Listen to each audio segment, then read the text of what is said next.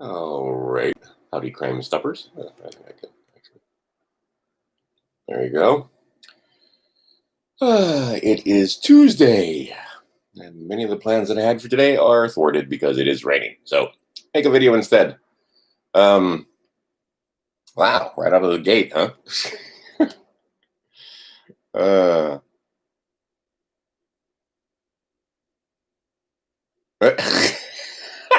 you dork. That's a shaka sign. That's a satanic hand sign. Get it straight. If you don't know what this means, anyway, it's fine. Uh, all right, so let's talk Trump. But wait. Before we talk Trump, we got to talk because a lot of you guys, oh, you're a traitor, and well, first off, I can't fucking vote for Trump because I'm not a U.S. person. Second off, it's one bird with two wings. W.E.B. Boys said the same. They got you thinking that the lesser of two evils is the better thing to vote for because you're correct. Hillary was terrible. Worse than terrible. I mean, there aren't English words that, I mean, fucking demon spawn, a raper of children, a trafficker, a toppler of governments, and be all over the place, projecting the third temple's power all over the Middle East, turning fucking Libya into a slave. I mean, oh my God. It goes on and on and on and on. Using North Korea as a boogeyman, using Iran as a boogeyman because that keeps them making money. Understand that when they have war, and what this thing over here, this is the four ponies, ABCD. That's divide and conquer, famine, pestilence, famine, and war. Okay, so then you do four, right? And what do they have? They have 24 game plans, basically, right? Because you can have combinations. This is just basic mathematics over here. So 1 times 2 times 3 times 4 gives you 24. There's only different you can have AAA, you can have BBB, you can have B. This is one combination. Anyway, there's 24 of these combinations, and they use them to scare and control the masses. They know how to govern you. Understand. That they read books and get knowledge that the average person doesn't get. Simple as that. So we come over here. What's this about? Well, what's this about? This is about the 300 families. Go look it up in the. What are the names of these 300 families that are exempt from the corporate United States? So you got to get clear on this in your head. This isn't the country that you think it is. This is a corporation. The head of that corporation currently is named Donald Trump, which makes him a traitor to the people who were mentioned in Article 4 of the Organic Constitution for the United States of America. This is the United States. The United States wants to put you back to work. The United States has jobs for you. The United States wants to steal your birthright. The United States is who you pledged your children to. Those are replacement slaves. That's chattel property. You are, and I are chattel property until such time as we tell them differently. They make some presumptions about us. Especially if we're not part of this 300 families. Donald Trump is part of the 300 families. He descends from these guys. Go look it up in the fucking federal congressional record, who these people are and what the 14th Amendment did to all of us. We all niggas now, right? All of us. I don't care what color your skin is. Now, the idea is if you want to set yourself free, and if you take a look at what's going on with the coronavirus, does fucking Donald Trump know the coronavirus was a hoax? Yes. Hoax. Is he playing along? Yes. Did he know that the Floyd ain't got no legs? Floyd wasn't. Did he know that? Fuck yeah, he knew that. Right? It's a game they're playing together to fucking rule us. Right? Mind control. They have control of it. You can tell how mind control they are by how much they buy the story. They use mainstream media and media in general to control your mind. I don't understand why this is conspiracy theory or why this is hard. Look at this. Fucking take a look around. They got a mask on. They're mind controlled. It's as simple as that. The media told them to be scared of a disease that has a 99.6 fucking % survivability rate, and they're still wearing masks. Right? And in this state, we can't open up yet. That's too early. Oh no, and the second wave is coming. So what did they do? They keep you busy. They keep you sick. They keep you scared. Right? All right. They keep you dumbed down. They keep you. You get a public education, so you can learn some words, but you don't know what the words mean. Sunday, I went over a little bit of it. Like I said, if you think that Bible, if you think this book is anyway, isn't written in code, you can cipher it two ways. You can cipher it where you're talking about the Jesus and Jesus, Christ Jesus, and it's a man to worship and this and that. Really? Okay. Or you can look at it as the parables that are trying to set you free from the system of bondage that you are part of. And if you don't think Donald Trump knows about the system of bondage that you're in, think again. The idea is put them niggas back to work and tax the fuck out of them from cradle to grave. That's the point. He ain't on your team, right? In the last 63 days, or I don't remember now from when to when that 63 days was, but last I looked, they put $2 trillion more on the books of debt. And the X-22 guy is like, oh, that's because he's going to bankrupt the Federal Reserve. Yep, he's going to bankrupt the Federal Reserve, and that's going to cause some serious problems among the peasants who use that debt money the way slaves use debt money because they don't understand, anything, basically. They don't understand that money is being used against them. Okay, so the point being is Donnie, not your friend. He is on the other team. He just got done shoveling $500 billion. Oh, wait a minute, 600 billion. Billion. It was billion. Billions of dollars. 600 billion of them. That's 1,000 million. 600 fucking times to his friends who are part of these 300 families that you don't know about, that you've never heard of. For some of you, this is going to be news. Right? But go fucking look it up. I'm not doing it. I'm not even going to put a link down there. Go do your own damn research. Right? There's 300 families that the 14th Amendment does not apply to. The 14th Amendment applies to you and me, though. Absolutely it does. Which makes us fucking chattel property. Which makes your children chattel property. You don't own those children. The fucking government does. And you pledge them. You're the one that pledged them. And those fucking pledges hold weight. So they want to vax your kid, make money off of vaxing your kid, and that's a kid now, that is a goat that is suitable for sacrifice. They want to sacrifice your child. Right? They have some old law on their side. They pay a few bonds and they're good. They ain't doing jail time. Their bodies are not to be used for charity. What the fuck does that even mean? Most of you don't know. Right? So you are bonded. You are in bondage. And you don't even know it. The 2 pillars, it's on your fucking Social Security card. And oh, goddamn, one of you got a Social Security card just like I do. Right? I would not pledge my children. My name does not appear on any birth certificate anywhere. Because I would not pledge my children. I did not get my children Social Security numbers. The mother of my children and her grandmother did. Because, you want to get them benefits. What they wanted to do was sell their fucking children into slavery because they're fucking ignorant so that they could get a tax write-off is what they wanted, because they're paying taxes that they don't owe. And if you sell your children into slavery, you can get some write-offs. In fact, Donnie gave you a double dip. So now instead of having 1 child, it's like you have 2. So if you have 3 children, it's like you have 6.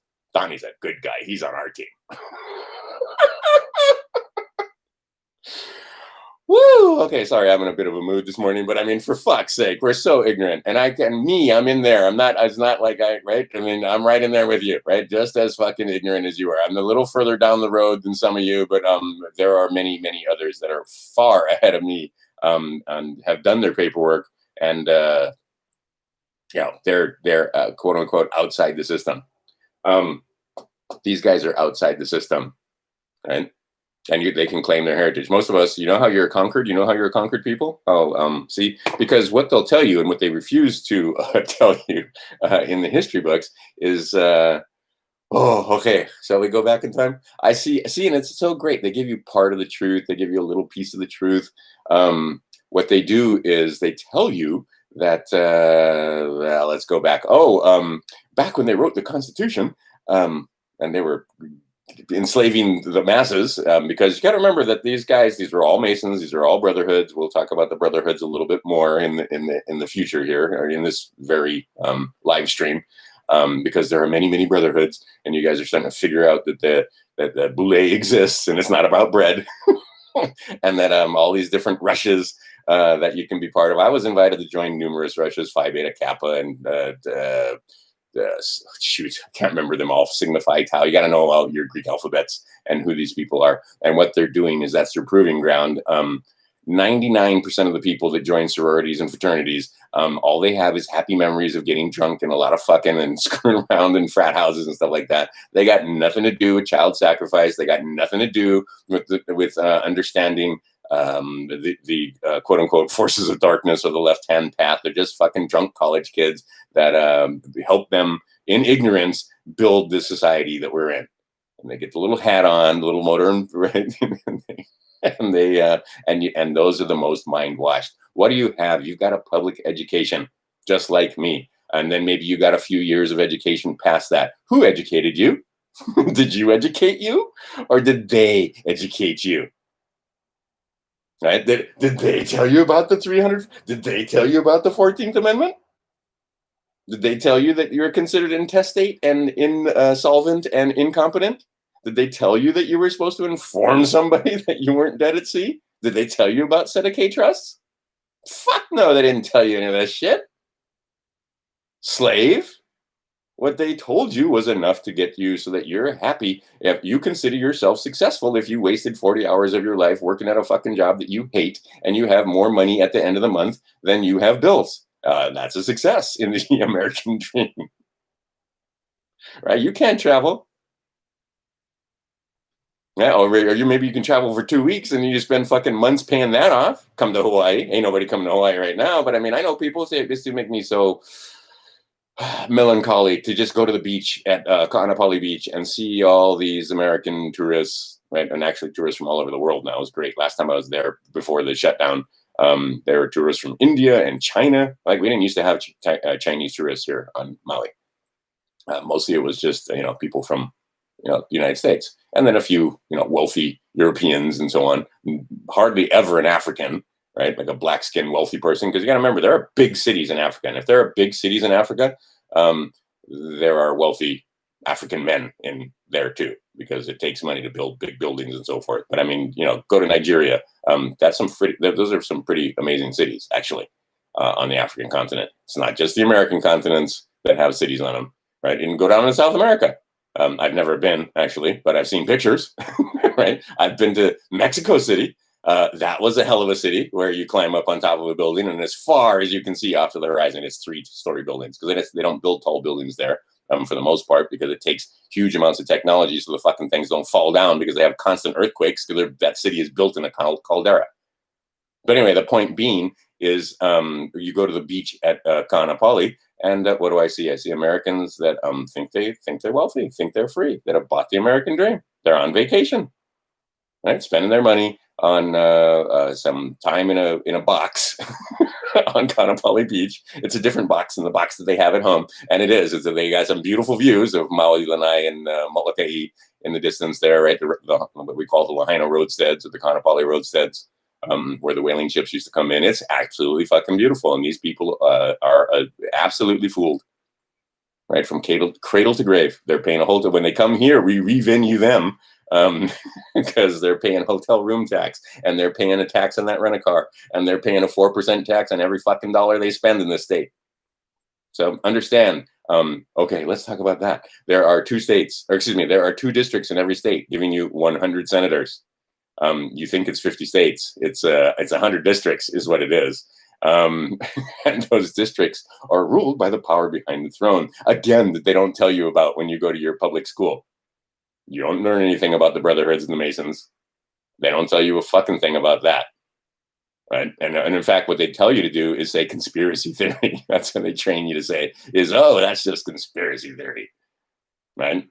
Sane people, they know that the Masons certainly aren't running the show. 99%, well, I won't go that high. Let's go with 90% of your Masons. Same thing. Yeah, it's a boys club. This little gentleman's club. They get together and they drink beers and they talk story and they learn some of the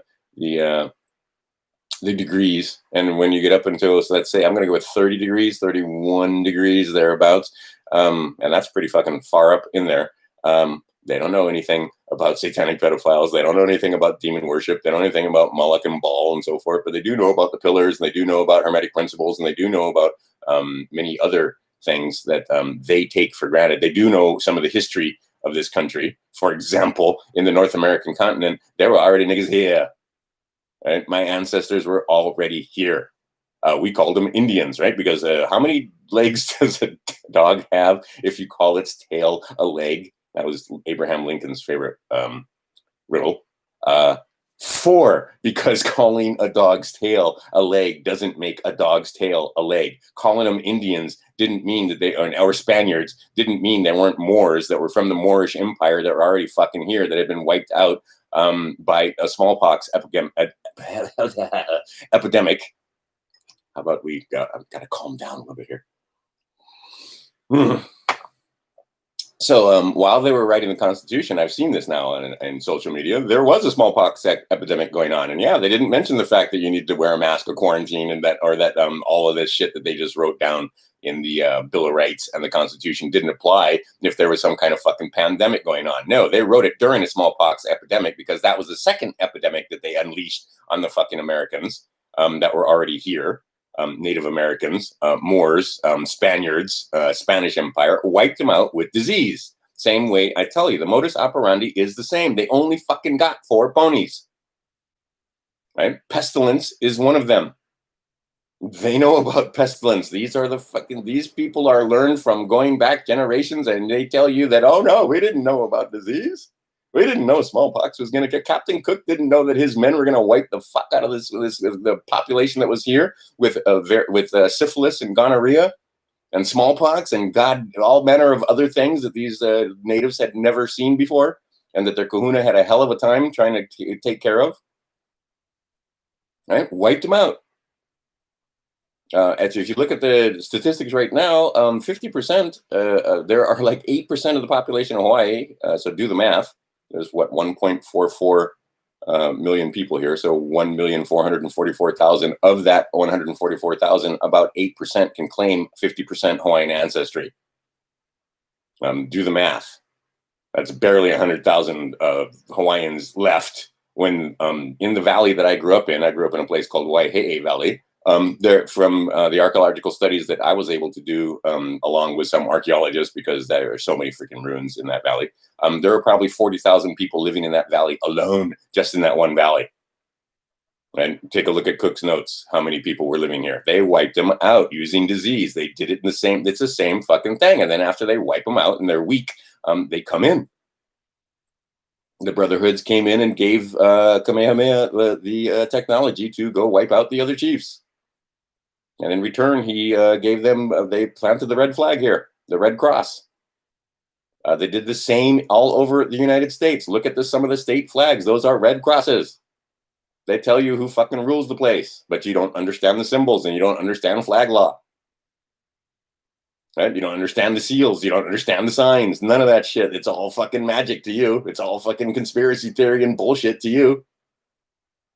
And these people take it very, very seriously. These people are fiercely fucking religious.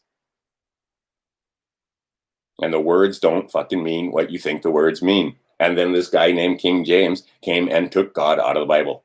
And if you go read this book right here, oh God. This one right here, it tells you that if it's in all caps, that's kind of basically off page. So when you see, look in your Bible. That's a capital L. That's a capital O, smaller. That's a capital R. That's a capital D. So when they talk about the Lord, they might not be talking about what you think they're talking about. Because you got educated, but you didn't get educated in grammar fair and word fair. Right? Law fair and warfare. So now you're waking up. And oh God, it's a painful process. This book right here, like I said, it is the book of law. Right? Donnie knows this book. Right? And he uses it against you. There are four. Oh, gee whiz. We're going to go down that road. Yeah, let's go down that road. Fuck it. In for a penny, in for a pound, right? Basically, you got four kinds of communists, and it's a communist. These systems are basically communist. Right? You got the red communists. That's the ones you ought to be afraid of. They're red. They're red communists for a reason. These are the guys that have Chaz in Seattle. They always wind up. You can vote your way into that kind of communism, but you got to shoot your way out of that kind of communism because usually hundreds of millions of people wind up dying when that kind of communism takes over. That's the communism of Hitler, of course, is good. Stalin, Mao, that kind of communism. Those are the red communists. Then there are the black communists, right? The black nobility. Those guys in Venice, as a matter of fact. And they came to the United States. They started the Bank of Italy, but oh shit, that doesn't sound good. So we'll rename it the Bank of America. Anyway, those are the black communists. Those are the bankers. Let's see, that's two, red and black. Oh, don't forget the white communists. Those are churches, right? And used to be, when I was a child, everybody went to church. Right? And I remember thinking, like my one neighbors, they were Mormons, and they went to a Mormon church. We went to a Baptist church. The guys down the street went to a Congregationalist church. And I remember as a little boy thinking, how come we don't all just go to the same fucking church? We live on the same street. Well, that's crazy talk, right? Oh, but the wisdom of a child. I remember that. And why not? Well, if there's only one. See, that's the Mormons. That's the York Rite cult. They don't have 31 flavors or 33 flavors. They have 9 flavors as you walk your way up, right? And most Mormons, no clue again. But in the very high, the presidents, them guys that get up in there to bishop and higher than that in the Mormon church, yeah, they know a little bit about the York Rite cult, and they know a little bit about the Brotherhoods and how the Brotherhoods came and spread smallpox. Okay, so first, there was smallpox and other pestilence and disease that was wiping out the quote-unquote Native Americans, the people that live in what's called the United States of America now, what you think of as the United States, and the Tennessee River Valley, the Mississippi River Valley, all those river valleys. They were fertile, rich, well-tamed orchards and plantations and so forth, and then you put all that shit on boats, and then those boats went across the Atlantic and back to the Moorish Empire. And they'd been doing it for centuries and centuries and centuries. But no, they told you when you went to slave school that, those oceans were barriers and the Egyptians didn't know anything about the quote-unquote New World, and that they came across in a fucking land bridge, and that the Hawaiians, who obviously got to the Hawaiian Islands in the middle of nowhere on a land bridge, never got to the Americas. And that nobody else ever got to the Americas, even though you can find, if you that's why they don't want you learning too much science and stuff like that, because the DNA in many of the tribes in South America is the same DNA in the Australian tribes and New Zealand and so forth. Oh, wait a minute. And then it turns out some of the DNA in New Zealand is the same as the DNA in the British Isles in the Celts. And I'm talking about the native people, right? Anyway, what was going on this planet before? Well hidden from us. Well hidden from us. But people don't seem to understand that they use the smallpox, the other diseases and so forth to wipe people out, and then they come in and take over the land. The Americas were going through the Black Plague the same way because they had just got done culling us. Right? The America, you know about the Black Plague in Europe. The plague mask and so forth. That's how I'm ordering a plague mask so I can go to Costco and buy food cheap. I'm going to wear a plague mask, a plague doctor mask. You can look at it as steampunk. It's going to be awesome. Anyway, if you guys are going to be stupid, let's be stupid.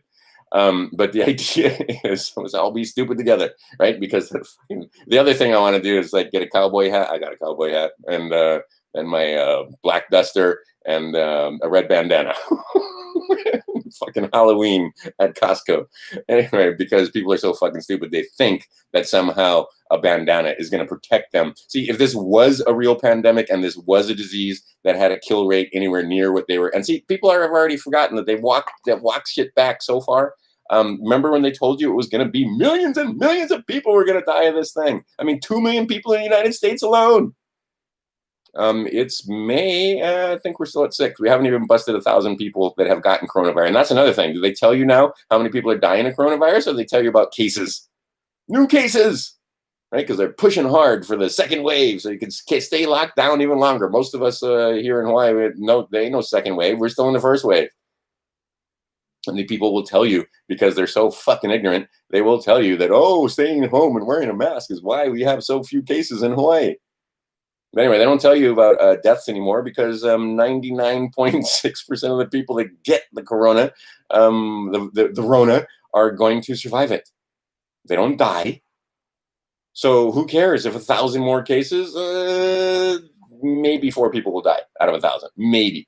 Like I said, you wish your fucking vaccines were this safe. On Maui so far, we've had 2 out of over 100,000. I guarantee you, if you give 100,000 vaccines, you're going to get more than 2 that have some kind of ill effect from that vaccine. Flu shots, flu shots, contraindications from the flu shot, and so forth, are going to be more than 2 per 100,000. Guarantee it.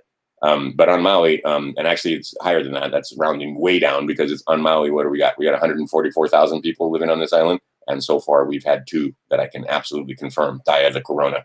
I don't know how many cases we've had on Maui, but it's not that many. And like I said, in the whole freaking state of Hawaii, we've had less than 1,000 cases. Last I checked, it was like 753 or something like that. And we're deep into the pandemic now. Anyway, so they've gotten better. They're not wiping us out like they used to, right? They used to give us actual diseases that would actually take out huge amounts of the population. So here in the United States, or in the North American continent, like I said, back in the 1600s, when your consciousness begins to get some history, most people have forgotten the history there, because what happened? We had the Reformation, and they burned all the books, and they made you forget. We have all forgotten what it was like here on this planet, even just a few hundred years ago. It looks like they had lights in their churches. It looks like they were able to. This is not the first time we've had the ability to make light at night. The mystery of the Roman torches and so forth. We've forgotten so much stuff. We forgot about Greek fire, for example. Don't even know how to make Greek fire. When I was a child, they tried to tell us that a lot of that stuff that the Romans built, that was carved stone, instead of understanding that was cement. And they very quietly put it in there that no, the Romans knew about cement. In fact, they probably were better with cement than we are.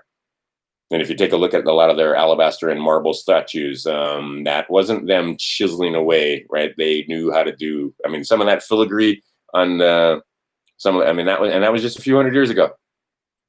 If you take a look at that, that wasn't chisel. That was hammer and chisel. That was somehow working that material. And then when it solidified, it turned into stone, what we call stone.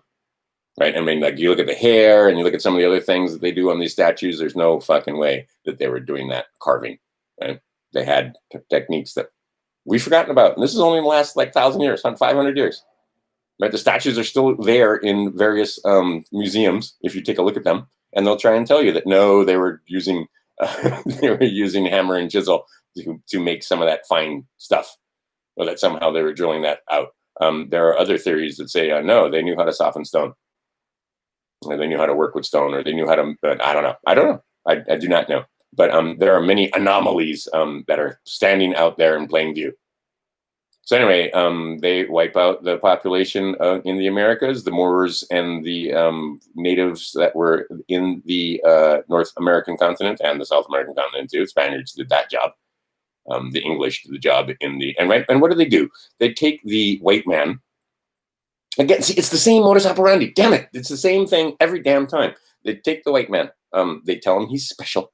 They tell him that he's God-fearing, and they give him this Bible, and the other guys don't have a Bible, so they're evil. Of course, God is on their side, because they're using disease, and these ignorant fucks don't understand disease. So, of course, they see their enemies being wiped out with pestilence, and it's because they're heathens and naughty. The demons, see, you can use that motif. Oh, let's go down that road. And then we'll get there. But the demons, or those others that have this technology, give the white man the technology, just like they gave Kamehameha the technology. And yes, they're able to come into the North American continent where they don't have guns and cannons and take it over. And they call it Providence. And plus, these people are already weak because they've just been wiped out with freaking disease. So then it was a land grab. And then they told you, oh no, these pioneers. And so you go look up what a pioneer is.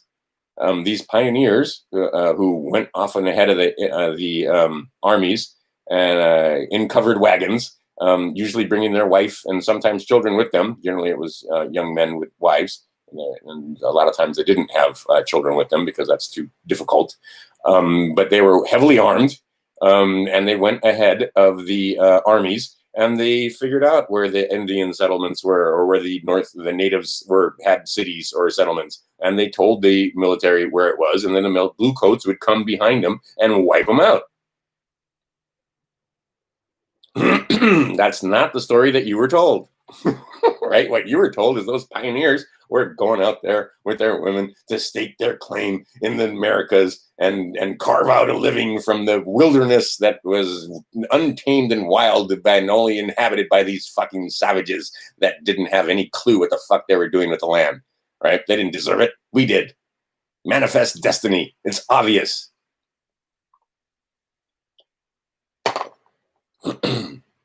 Got to control these people now once you get them under your yoke.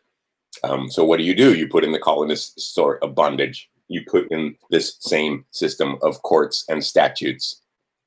Now, we fast forward again to when they started writing our documents, these constitutions and so forth, that were supposed to give you, because you got to remember that the Indian tribes and the Moors and the other people, Spaniards and so forth that were here, were not happy to be taken over by these English colonists. Right? Okay, so and again, let me finish that portion of it. So these white men come in, these fair-skinned people, saying you can tell them apart, and then that's the other thing, because they can barely tell us apart.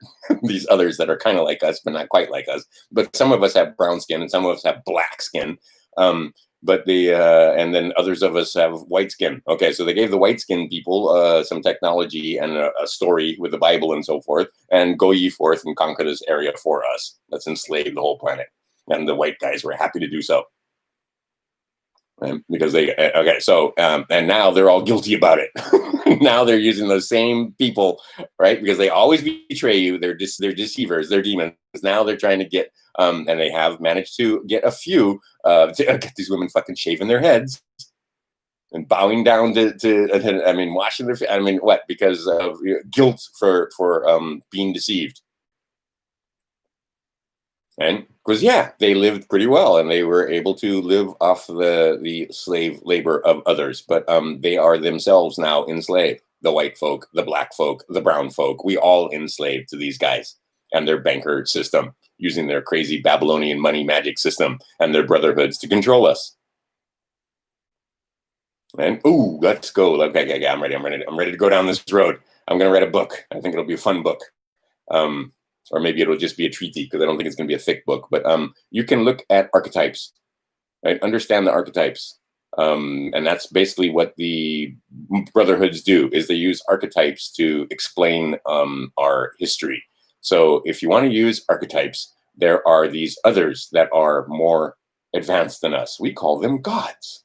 The Jesus. But many different cultures have stories about these others who gave us language, who always gave us fire, who gave us all these different things. They gave us all this stuff, and because we were the little monsters on the planet, the humans. Tolkien told you the story. I would hope that some of you are familiar with Lord of the Rings and the Tolkien story. Okay, that's our story, right down to the all-seeing eye, the orcs and the goblins and so forth. Who do they represent? Right? Coming to Minas Tirith, the last signing city, and who were those people descended from, and who was Aragorn and so forth? He was descended from the Numenorians, right? Okay. The other story that we tell, these same archetypes, is that we used to have this place called Atlantis, right? And this was high culture and high technology on this planet. And guess what? The Atlanteans were black. They were dark skinned. They were very dark skinned. They were not pale skinned. They were black. And when the last time we had a catastrophe, it all starts. There's so much information and it takes too long to explain it using words, because I got to make sounds at you to put the thoughts that are in my head into your head. And then we all have to agree on what the words mean. And a lot of times I'll use a word and you think it means one thing and I think it means another. And then we have miscommunication and then there's problems. But anyway, the idea is that when the last time we had a tribulation on this planet, yeah, the Atlanteans were thrown down, and their remnants were on the North American continent, their remnants were on the African continent, their remnants were on the South American continent, and we can see that there was, if you look now, many people like, oh shoot, Graham Hancock and so forth, who is a keeper of knowledge, also a gatekeeper, right? We could build the fucking pyramids, but we couldn't fly, right? Oh my God, we have no idea how they moved those stones. We have no idea. We have no idea how they built the pyramids, but we are the greatest thing ever because that's what they do to us. They tell us that it's a one-way street, that it's just been the ascent of man. And because we have this device now, and because you can have a phone, right? You can have one of these things. Look, this is an old one. And I got an older one than this, but I mean, because we have this, we are the greatest thing ever to be on this planet. We couldn't even figure out how to move one of those stones, right? The stones at Baalbek and so on, we couldn't even those. And what were those temples? The temples to Saturn. What were they doing in those temples? They were sacrificing children to their fucking evil gods, which is why every one of those temples was thrown down. Then the guys that were left over tell you that the guys that threw down the temples where they were sacrificing children, those were the barbarians. Those were the bad guys. Those were the Vandals, right? Those were the Goths. Those were the naughty people. We were the good guys. The Romans were the Romans and the Greeks were fucking children, and they were, you know, that's the high society. That's where our culture comes from, right? I mean. And we buy this because we went to slave school. All right. So the idea is that, and it's the brotherhoods that keep all of this knowledge. Right? Like I said, if you think your current events are bad, your history's worse. If you think their fucking virus models are bad, their climate models are way worse than that. And it just fucking got done with snow. Nobody's talking about the fact that it snowed in the middle of June in all these different states. But anyway, we'll get back to that, or we'll actually skip over that. There's a whole nother video when it comes to climate change and so on, and the fact that our science is completely foobar.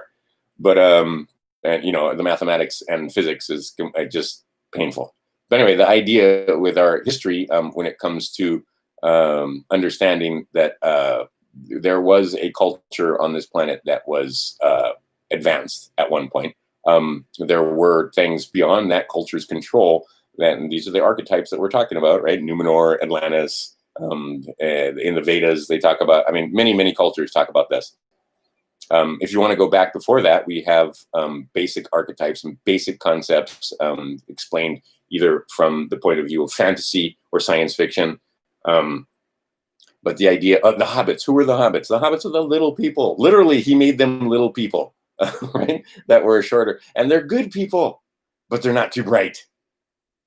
And then the wizards come among them, right? And like, who was the wizard that fought off the darkness and tried to tell people that, you know, that they needed to fight back and so forth? That was Gandalf, right? He starts off as the gray and then he comes back as the white. And then Radagast, what is he? He's another one that's basically a nod to the Druid concept, where there were wizards or those that held the knowledge that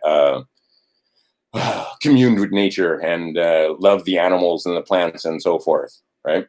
That was it, right? So these wizards come among them. Okay, so same archetype, same thing in, you know, Game of Thrones. Oh, and then we can go to the other way. Let's use technology, and we'll call it Star Wars.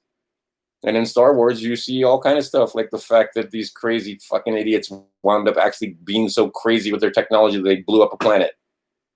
And we see the remnants of it in this thing called the asteroid belt.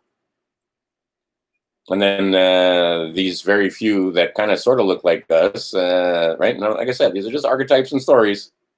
How much of it is true and how much of it is fantasy out of our minds, I don't know.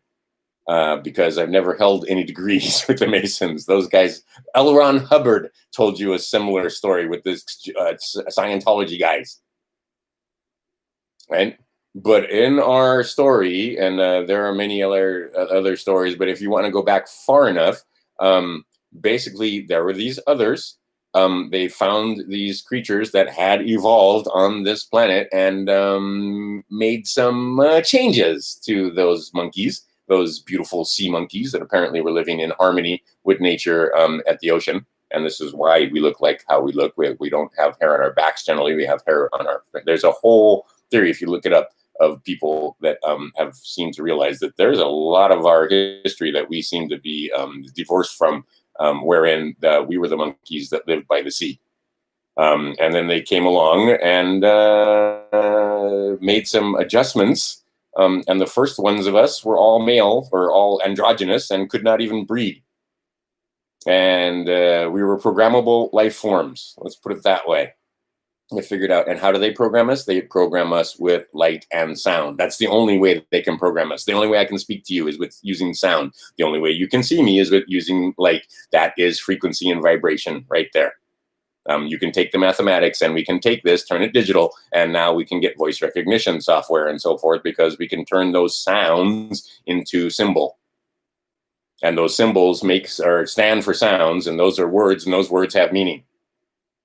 And most of us don't know what the fucking words mean. Okay, anyway, so they, and then the other thing they program us with is light and images.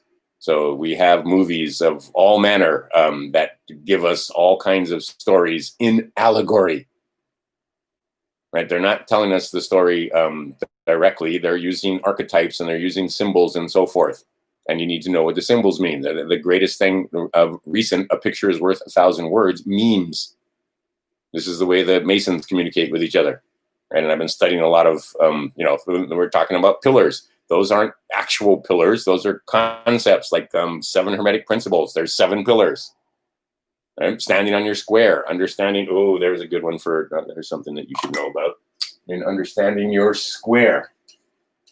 All right, so what is this square? Well, it's basically 4 agreements. That basically you will do no harm. Basically, you will have no mischief in your agreements. You will cause no one any loss, right? You will not disturb the peace.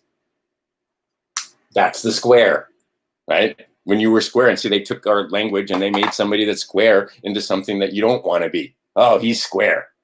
No, a square person, a person that's square, you're going to have fair dealings with that person.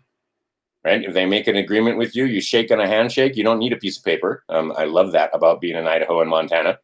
Right? Those men did deals on handshakes because a man with no word has nothing. And what is that? That is, you won't disturb the peace. You will cause no one any harm. You will not cause anyone any loss. You will not make mischief in your agreements. Right? If you put it down on paper, you're going to be square with that. You're going to both sides benefit, and both sides will keep their word. Right? That's you being able to fucking govern yourself. Right? And they put all of this kind of stuff in allegory, in pictures. Right? A lot of you guys recognize Pepe. Right? So the idea is, in the old pictures and so forth, there are gods and goddesses that represent concepts. There are stories in this book that represent, in this book right here, that represent concepts. You need to know with this, and here's a good book again, that you need to know what the words mean. This is Anderson's. This gives you a slightly different perspective on what those words mean. Webster gave you the last definition first. He hid the legal definitions from you, and he lamented the fact afterwards, actually. All right, so the idea being is that those archetypes can be used to understand our history. So we go from the 322. Go, like, people are starting to see, wait, 322. It's great because there's a whole thing. Go look up coronavirus 322, and you'll see 322 new cases, or you'll see 322 dead, or you'll see 322, 322, 322. There's a great thing circulating on social media right now where it's a screenshot of a Google search, and it's 322 from all over the world. What does 322 say in that book? See, that's when you see, well, it comes a little after the fact that we have a programmable life form that was created. They snipped up our DNA and made it so that we only live 120 years. That's what I mean. If you start studying that piece of science, gets really interesting really fast. And like I said, you start studying the mathematics, you cannot be an atheist if you study mathematics. I don't give a fuck what Graham Hancock says, what, oh shit, not Graham Hancock, what's the other guy? Oh, come on, he's famous. Somebody type his name over here as the #1 atheist out there. He's the apex of their thinking when it comes to being an atheist. I can't remember his name at the moment. Can see his face clearly. Anyway, idiot. But the idea is that wait, look down here. Who? Anybody remember the guy's name?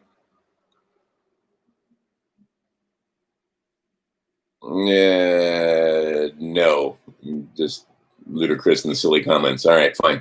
But the idea being is that basically what they try to tell you is, there is no God, we're not created. We just came from evolution. It was a happy chance of starting with the Big Bang. Lie, right? I mean, just lies, right down to your creation. And then it made it so that, oh fuck, they got to keep making us. So why not make it so that they could reproduce themselves? And there was a man with a womb that could bring the others in from the other side and play in this dimension, in this simulation that we have going on here. That seems awfully real to me. Looks pretty real to me. Anyway, but it's an illusion, and you begin to understand that yes, it's an illusion. But the idea is that then you have man and woman. And they can reproduce. They're still programmable life forms, and they say, right? They think they have their own thoughts. We think all of these thoughts are our own, but they don't come from anywhere inside this gross matter. They come from elsewhere. We've figured this out. Your memory is not contained in your brain. Your access to that memory is contained in the physical person and stored all across your body. Anyway, the idea is that this life form that you're in gets to the point where now at 322, it knows the right from the wrong. And now they've become like us. They become gods like us. And it's an experiment. Can we get these monkeys to pick up their consciousness and move on spiritually? And the answer turns out to be yes. So there are a bunch of them who are on the quote unquote bad side of things, the evil side of things, that are very much invested in making sure that that doesn't happen, that you don't increase your consciousness to the point where you transcend this physical form. Yeah, see, I get in trouble if I go down that road. But all right, so the idea is that we have these archetypes wherein that the basic concept is explained to you, that you are a created thing and that you are able to have higher thoughts, but you can't express these thoughts. If you have a meditation or a experience with ayahuasca or DMT or LSD or whatever it is, most of the time you can bring back the feelings and you can, right, but you can't explain to your friends what happened to you. And I've never done LSD, but I've heard many people that have realized that after, and I've watched a lot of video and so forth of people that were some of the experiments that they did, where they seem to begin to realize that, wait a minute, there's only one thing here. You're not separate after all. But they have a very difficult time expressing it using words because the words that we were given are exactly not for the spiritual. It's for the physical dimension. Our words all have to do with the physical dimension, not with the spiritual dimension. Right? Not with the ephemeral. So the idea is that they get you to the point where you don't, where you're not able to know what the words mean, and they entrap you with those words. They fraudulent conveyance of language. They're not lying to you. They're just fraudulently conveying language. I mean, like I said, you got to know what those words mean. And Donnie is a part of the crew that is fraudulently conveying language to you. On the same at the same token, don't tell me that. Yes, I see, and I hate it. The fact that you guys put me, or well, not you guys, but people put me in a position where I got to defend this bastard. Because yeah, is the Korean War basically over now? Yeah, because of Donald Trump, and well, not because of Donald Trump, because of that organization that he represents, that alliance. He was in front of the West Point Academy, telling them that it's the end of never-ending warfare is coming to a close. Right, the endless war era is coming to a close. They hate him. They hate him. They hate him. Of course they do, because the demons, they make money off of that. As I said before, did he? I mean, but is he a stinking pile of poo? Yes, he's a stinking pile of poo. Because he still wants to enslave you. He still wants to rule you. He still wants to tell you what to do. Is he better than Clinton? Oh yeah. Is he better than Biden? Fuck yeah. But that's still stinking piles of poo. So what do they get you to do? They get you to choose stinking pile of poo instead of stinking pile of poo.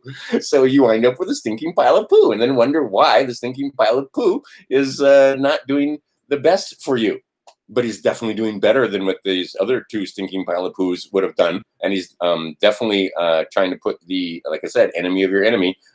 They are not the ones that enjoy child sacrifice and taking children and, offering them up to their crazy gods or using them to, drug factories, basically. Because what they're doing is extracting drugs from them that we can't synthesize, because the human body is the best manufacturer of drugs that you can possibly imagine. You make endorphins that we wish that we could replicate when it comes to pain relief and so forth. Anyway, so these guys, they don't worship Baal and they don't worship Moloch and they don't, right? They're not in, right? But they're still part of the communists, right? Like I said, what do we got? We got red communists, we got white communists as a church. We got black communists. And we got green communists now. This is awesome. They're an offshoot of the red communists, where these greenies want to use environmentalism and the planet and the bastardization of the Druid concept to try and rule you through, these, we call them soy boys and so forth, right?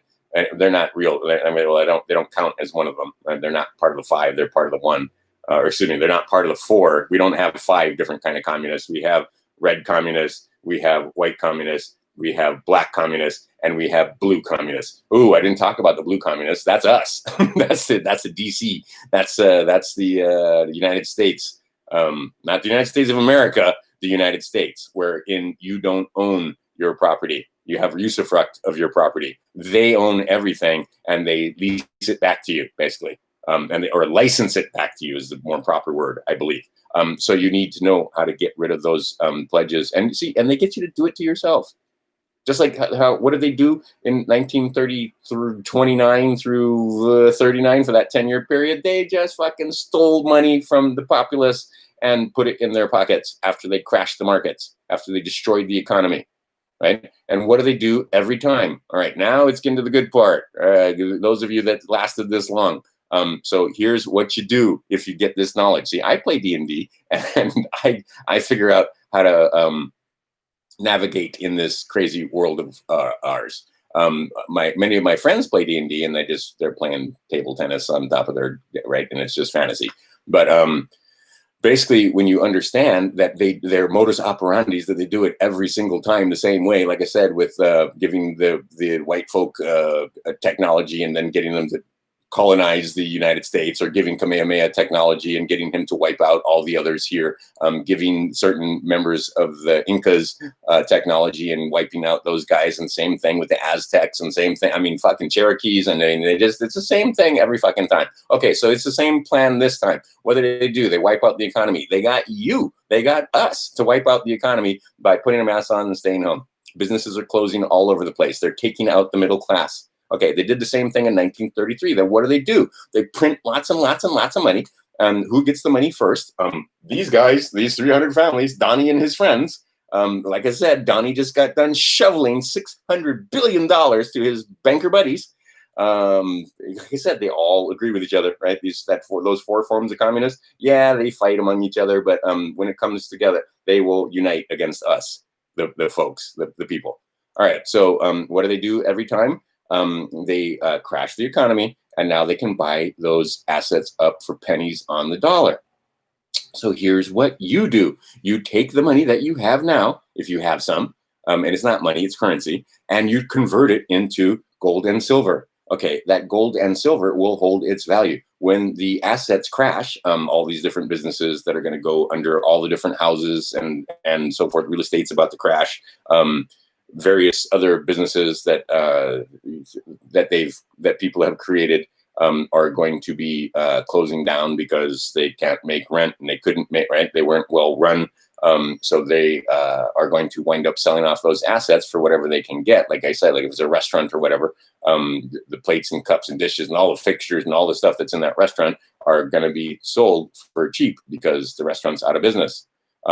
Same thing, clothing stores, I mean, on and on and on, all the different small businesses that have been forced to close, mom and pops. Now what happens? You take the money then, and they get to the window first, right? They get the money first, and then you go in and buy all those assets for dirt cheap. Right? So now you have control of real estate and other stuff. Okay, they're doing the same fucking thing right now. So what you do is you take your currency and convert it into gold and silver or palladium or other hard assets.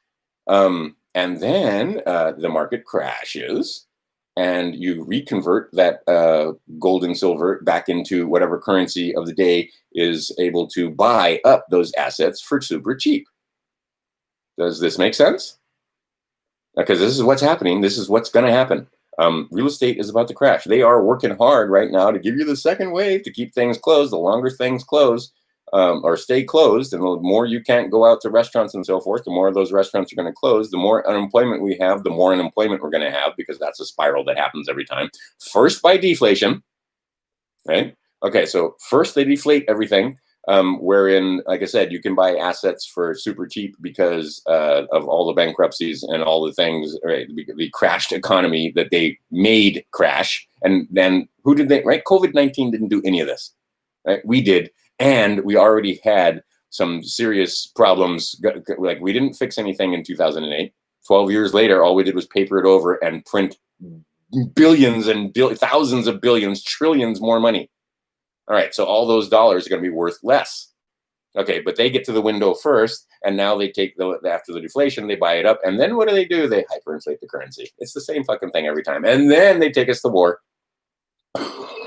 So we forget all about it. Right? Just like right now, what are we all focused on?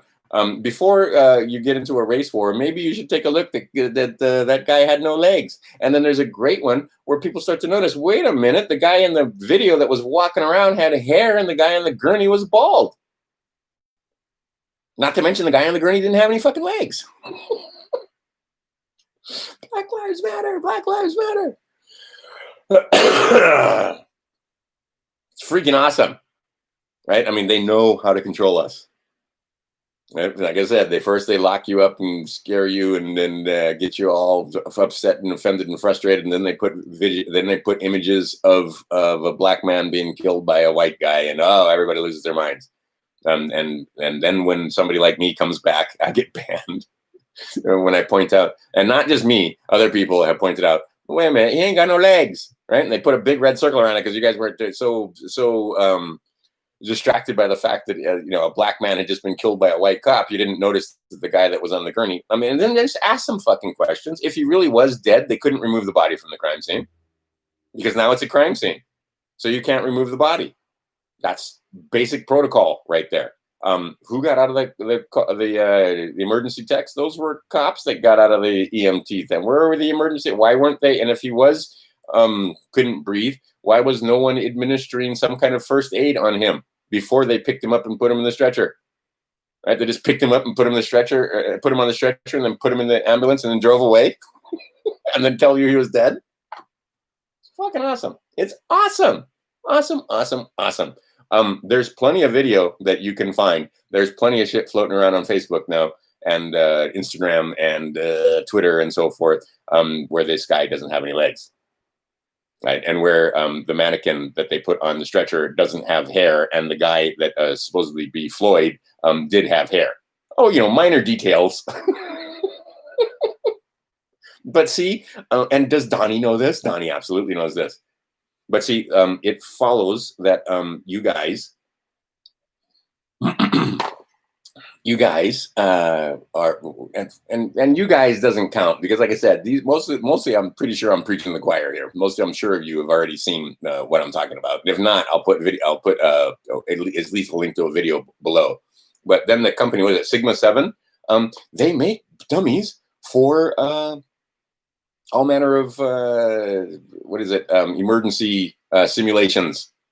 Right? They make the dummies so that you can use them. I used to. Back in the day when I used to work, not work, but I was a counselor for Outward Bound and so forth. We had some very lifelike mannequins that you could practice CPR on. And then we had these prostheses that you could put on when we were doing initiative games where the person had a broken arm, so you could be a first responder and teach teach them how to do it. And I remember at one time I was the guy that they were going to work on, and they gave me this prosthesis, and it had blood shooting out of it. And they said every time that they say, I think we stopped the bleeding," I was supposed to squeeze the thing and make it bleed some more. Anyway, this is way back in the day. This is back in the 80s. Okay, they've gotten better with their mannequins. That company got burned out in Minnesota, and now they're going to move. And when they got burned out, all the records, all the molds, all the everything burned up with it. And gee, dollars to donuts that this was the same company that provided the mannequin that was supposed to be George Floyd that they put on that stretcher. And they got everybody to have quite the tizzy. And now what? Now, see, like I said, both sides it's one team, it's one evil, right? You think it's the lesser of two evils? No, it's one evil with two faces, Republican or Democrat. Now, some of the Republicans are less evil, and some of the Democrats are more evil. Some of the Democrats, right? Both sides. Some of the Democrats are more evil, and some of the Democrats are less evil. A lot of the guys that go into politics and government, they know nothing, right? But they get, after a while, like Tulsi Gabbard, I'm sure she went in there wide-eyed and so forth. And then after a while, after going to Israel and after explaining to them about this and the 14th Amendment and the fact that these people need governing, and there's 100 districts and we call them 50 states, and we've got these representatives and so forth, and she joined the CFR, they ain't innocent anymore. Right? If they're in government, they mean to fucking rule us. And they're not telling us how to get travel papers, and they're not telling us, oh, by the way, you have a right to travel, which was given to you by God, not by the Constitution and not by men. If you don't have, do you have the right to tell anybody to put a mask on? Like to force them to put a mask on? Well, then you can't delegate that right. And if that right can't be delegated, or if that power cannot be delegated, nobody has that power either. Simple as that. So these governments that are claiming power and claiming the rights to be able to do no, that's not how it works. But see, if you roll over and let them, and they got the guns and the clubs, they will. Obviously, they will exercise their force upon you and extract wealth from you from cradle to grave because of your ignorance, until you stand up and say, no, I do not consent. Right? And they cannot extract blood from you. They cannot cause you to bleed without breaking the law, without breaking fundamental law. Right? But believe me, and they, quote unquote, they don't. The lawmakers don't. The people the policy enforcers will. And they don't understand what they're doing. We call those policy enforcers policemen, usually. Law enforcement. That's not law enforcement. That's policy enforcement. That's statute enforcement. Okay, so what they do for the most part is try to make sure that you don't understand your fundamental God-given rights, and you don't stand on your square. Right? They love it. You're out there. I mean, it works perfectly for the Republicans also to have a bunch of idiots out there throwing bricks. So of course they left you with bricks. You had to choose. You could have taken that pallet of bricks to your house and built a barbecue, or put a nice stone pathway in your backyard or front yard or whatever. Or you could use that brick to throw it through a window, or throw it at a cop, or throw it at an Antifa guy, or an Antifa guy could use it, or you guys can throw bricks at each other. You're given the choice. And if you choose to throw bricks at each other, or if you choose, and apparently in some places they literally left bottles of gasoline with rags in them. So they left you with Molotov cocktails. And if you use the Molotov cocktails on police cars, you're going away forever. Right? That's a life sentence. Many of these children are going to wind up, these misguided and deceived children, they're going to wind up with 10, 20-year sentences. Again, Donnie, I'm sure, is in some of his corporations and so forth that he owns, has shares in prisons. For fuck sure, the many judges that he installed have shares in private prison corporations. Don't tell me they don't. So Democrats and Republicans both, we know this, just go fucking follow the money. Go look at the private prison corporations. There's something for Amazing Polly to go do.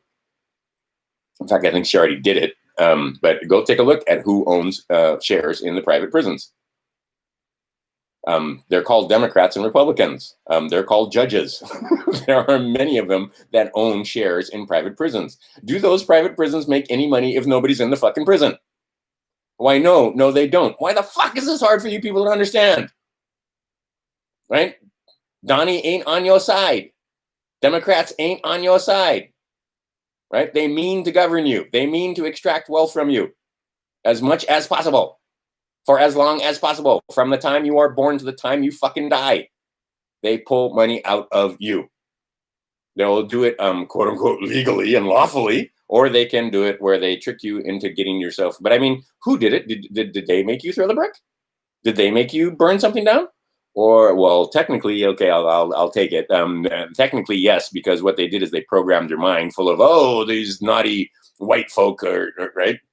And then they got the white folk being guilty about being white, right? They were deceived by these guys and that they had been used as tools. Yes, they had in the past. Yes, it's true. But the ones that are living right now, they ain't responsible for that.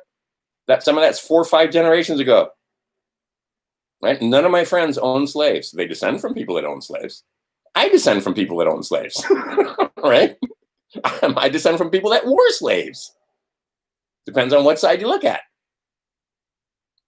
All right, but the bottom line is what they're doing is getting these Antifa guys, and it worked out for them nicely to show true colors, and now they can fill the prisons with them. And now everybody makes money. And then they tell you a story that, oh, the righteous Republicans, right? And then it's perfect because it also shows you in no uncertain terms that that these guys are on the same team, or well, it should, and that they're not making any sense anymore. Because if you watch, and I don't, but occasionally there's a clip that shows by or comes by on a media scroll or something like that, on social media, where they're saying, "Oh, get out there and protest," and then in the same fucking breath, "Oh, you can't go to the Trump rally." So they can throw bricks and they can start fires and they don't have to wear, well, they want to wear masks because they don't want to be identified while they're out there protesting and throwing stuff around. But on a lot of the protests, these people weren't wearing masks and they were just out there raising a ruckus and so forth. Spray painting, putting spray painting dicks all over everything.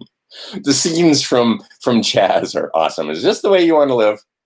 You want to live in a city that's got spray painted dicks all over everything and cussing and swear words spray painted all over the glass and sidewalks and fucking every goddamn thing? Is that how you want to live?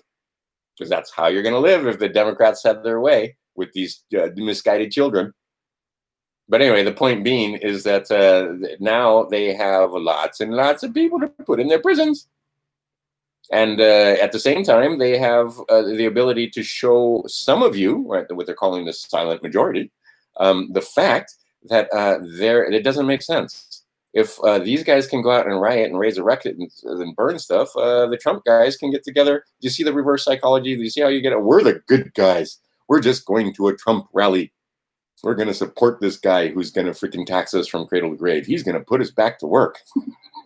And at the end of the month, I'm going to have my house paid because I paid it twice. I paid it once with my endorsement, and then they took that and rehypothecated those loans. And then I'm going to pay it again with my labor.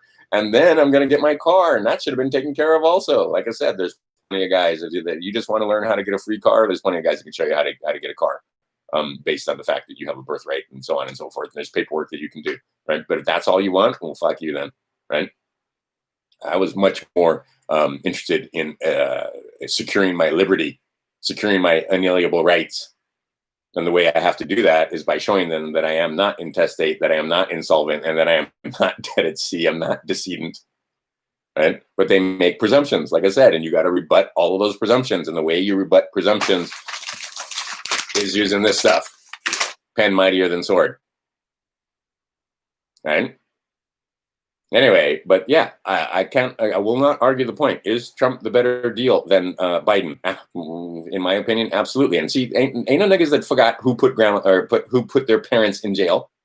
Because in 1994, Biden authored and co-authored, and we were super predators and all this other stuff, the crime bill that put mass incarceration. Right? How is it that we have such a small population and yet we have more people incarcerated? I mean, like, the Red Chinese. right? You think those red communists are bad? The blue communists in the United States are worse because we have a much larger percentage of our population, and we have just, I mean, like sheer numbers, we have more people incarcerated than even the red Chinese do. That's how good our communism works. They mean to fucking rule you people. They mean to fill up our prisons. They mean to set up circumstance so that they can make money off of our ignorance. Right? Where these guys, they think they're the good guys. These children think that they're fighting tyranny. Some of these fucking anti-fascists, some of these Antifa guys, they honestly fucking believe this, that they're the good guys. Right? Some of them absolutely know what they're doing. And then again, with this latest one, oh God damn it, I'm not going to remember that guy's name either. But he was serving 7 years for beating his children. He beat his children so badly that he got a 7-year prison sentence. Okay, and then what? They let him out because of Corona, because of the Rona. Right? This is a violent criminal. He beats his own fucking children. Then he gets into a scuffle, and apparently it's quite the scuffle. And what we see on the video camera is one thing, and what happens anyway. He winds up trying to taser a cop with his own taser, which I thought was awesome, right? Because that's the thing. Most of these police officers, well, not most, many of these police officers, they bring the weapons that are going to kill them, right, to the fight. And many people in various boy, can I get in trouble with this? But fine, let's go there. In various martial arts, they figured out that you don't need weapons. The bad guys will bring the weapons with them. So now all you have to do is figure out how to disarm them. Right? And back in the day, there's always moves that you can learn in various martial arts that were designed against swords and against other weapons. Right? Where you have no weapon, and basically you disarm your opponent, and now you use the weapon against them. All right, there are still martial arts schools and what do we call it, forbidden knowledge and so forth. That okay, and this is the other thing. When I get this long, what you ought to do is hit 2 times speed. Right, quit watching as I stumble and fumble. Hit 2 times speed, and then it goes a lot smoother. I notice I watch my own videos at 2 times speed because I can't fucking stand to watch my video at a normal speed. But anyway, the idea is there are many different martial arts that teach you how to disarm your opponent and use the weapons against them. So anyway, this guy gets the guy's taser and was going to use it against him, and yeah, they shot him. And now he's another martyr. Right? You take a look at Floyd. Candace Owens talks about this. You know what? The cocaine, I could give a fuck about the cocaine. But the fact that he has 2 convictions, solid convictions, and maybe more for armed robbery, one of them where he was holding a knife against a pregnant woman's belly to rob her. Fuck that guy. Right? I mean, did they in the story, if the story is true, but it's not true because we have video now. Floyd didn't have no legs, right? Captain Dan, he didn't got no legs. Right? If you take a look at the video, it's very clear that the dummy, that the thing that's on the stretcher, and that, right, they call them dummies. And we can talk about, Patrick Devine talks about dummies and corporate dummies and so forth, right? You got to kill your own dummy. You got to bury the dead. But the idea is that even if the story was true that he was killed over a counterfeit $20 bill, fuck that guy. How is that guy a martyr? I mean, is it wrong for a white cop to kill a black cop? Yeah, but let's take a look at the story a little closer. Right? O.J. Simpson isn't sitting in jail for killing his wife. O.J. Simpson is sitting in jail for a whole other thing. But the idea is that you know, these guys are not worth being martyrs. That lady that was sleeping in her bed, now there's a martyr. That cop that was just sitting, black woman, what, 24 years old, good-looking woman too, just sitting in her fucking cop car, murdered. There's a martyr. Right? She wasn't doing nothing, and she was of the mind that she was helping serve the community. I'm sure she believed that at the age of 24. She didn't understand. She doesn't understand anything about the 300. She doesn't understand anything about, you know, any of this. The do not detain list, and then the fact that you are outside the DC's jurisdiction, and that she's part of a brotherhood that is a policy enforcer. She didn't understand any of that. What she was understanding is that she was trying to be in the community and keep the peace. And so she's sitting in her car, and then she gets gunned down. And then guess what? There's more than one story like that now. Those people, fuck them, right? Fuck those slaves. But the slaves that have actually gone out and broken the law and done armed robbery and not standing on their harmed others, caused them loss, disturbed the peace, right? Oh, those are the guys you want to make martyrs. And then the Black Lives Matter people can't understand why the rest of us look at them like, no, not on your team. Will not go and hold a placard. Will not go and vote for fucking Democrats that fucking signed and put into place the 1994 crime bill that put all kind of niggas in jail. Right? Mass incarceration after that.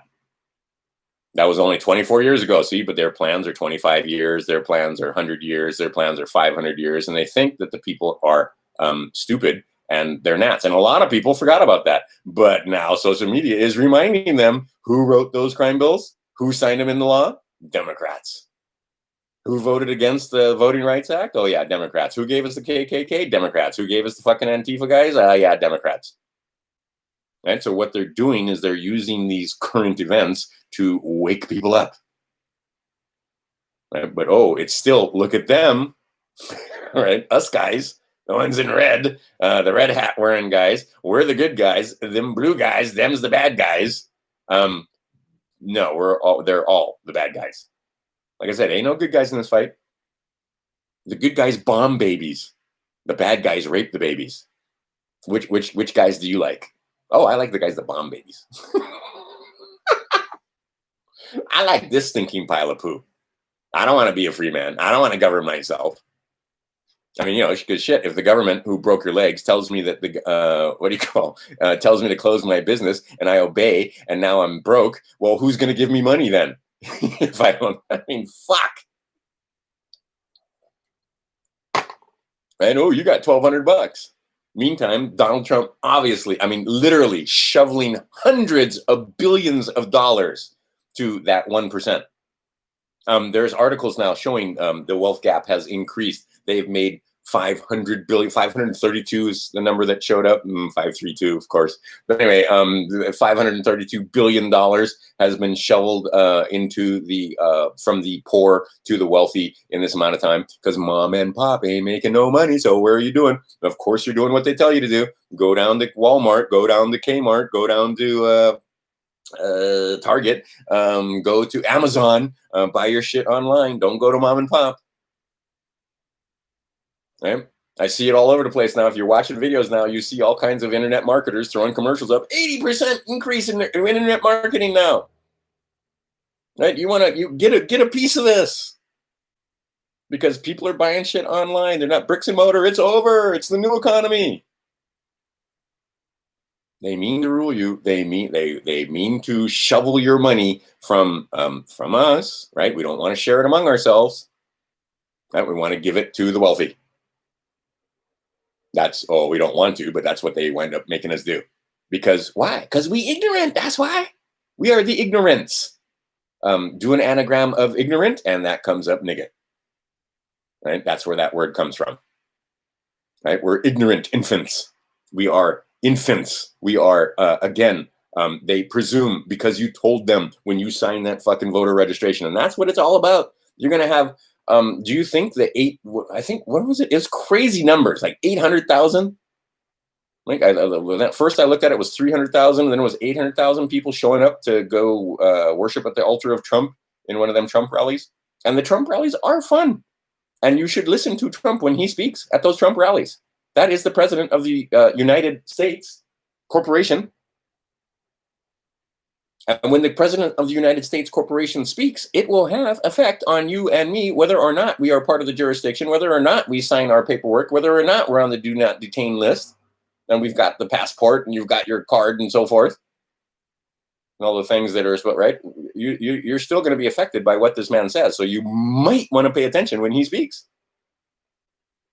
because they tell you everything all the time, right? As I showed you the other day, they don't hide shit from us. Especially not now. So you can look up apostilles. You can look up how to do an international will. Because again, I'm going to tell you, there are when you sign up for voter registration, that tells them that you need representation, that you cannot present yourself, that you cannot stand in your own square. Right? You have to go into court with a lawyer to represent you. You cannot present self. Right? Because you should know that you're not supposed to, you're making a special appearance. You're not there, you're appearing specially, right? Not generally. You shouldn't be appearing in the first place. You should be putting a document in there instead, and you can appear that way. Right? But most of us don't know any of this shit because we went to slave school. They didn't teach us any of that. All they did was teach us how to be like, oh yeah, it was bad. I didn't wear my seatbelt. Here, have some money. Right? I remember this one guy was sitting in court. Oh my God. Anyway, I was pissed off. It just made me mad because the judge is lecturing this guy. He was speeding on a highway on Maui, which is Haleakala Highway, in the middle of the night with no traffic on it, right? And he had a cool car and he was going fast in his cool car. And he was like, oh, you were in debt. There was nobody fucking else on the road. Right. And they extracted huge amounts of wealth from this guy and they suspended his license and they threatened him with jail time and all that kind of stuff. And he didn't know how to do anything other than give them money to try and get out of it because we're all in bondage. They create bonds. Right. It's the same system. You are bonded. You need to get rid of those bonds. You need to collapse those bonds. But before you collapse the bonds, maybe you want to take the bonds and put them in the treasury. So you're going to need an EIN number, 98 EIN number, foreign banker EIN number.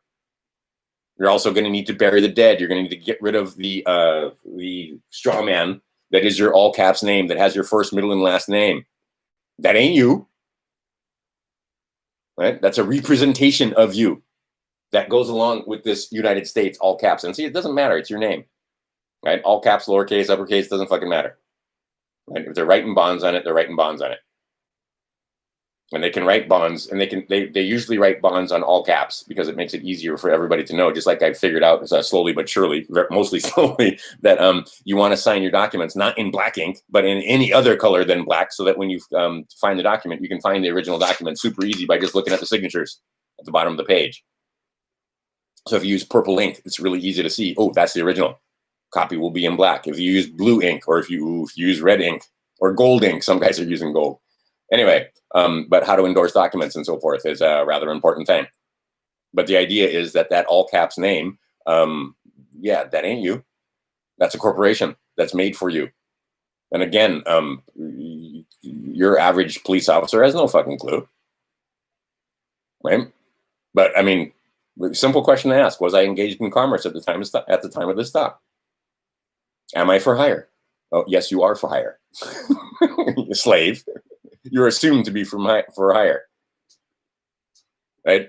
And that's HIRE, hire, that they can hire you to pay them. And you do 99% of the time. You don't walk out of court without paying them something. Most of you don't know how because you went to slave school like me. And then you were taught that this is crazy talk. Then you were taught that, oh, that's them patriots and oh, the patriot movement. Oh my God, did they ever get co-opted? Right? And a lot of them, they just were repeating bullshit that they didn't know was bullshit. And some of them, they knew it was bullshit and they were doing it on purpose. But most of them, they didn't know. And a lot of them, it was their naivety because they thought that the government or that the courts would be just because you think you're going to get justice out of the courts. You're not. She's blind. Right?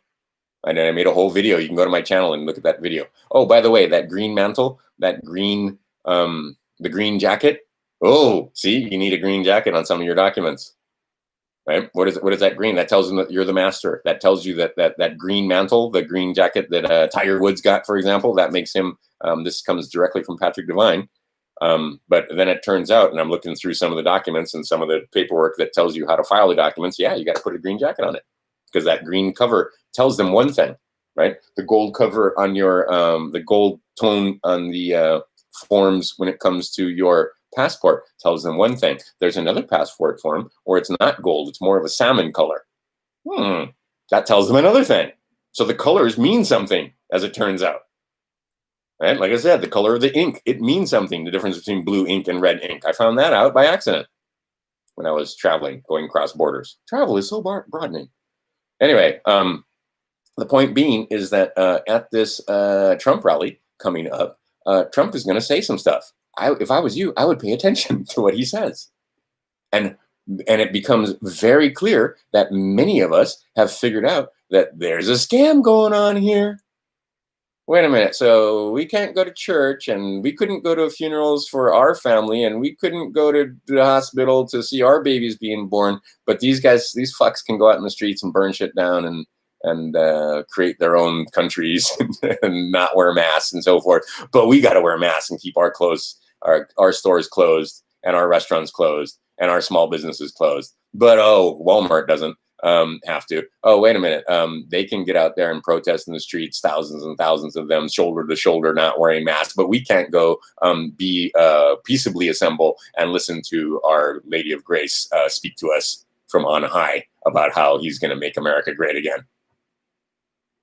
Right? Well, if it's make America great, then why isn't it the United States of America? Why is it just the United States?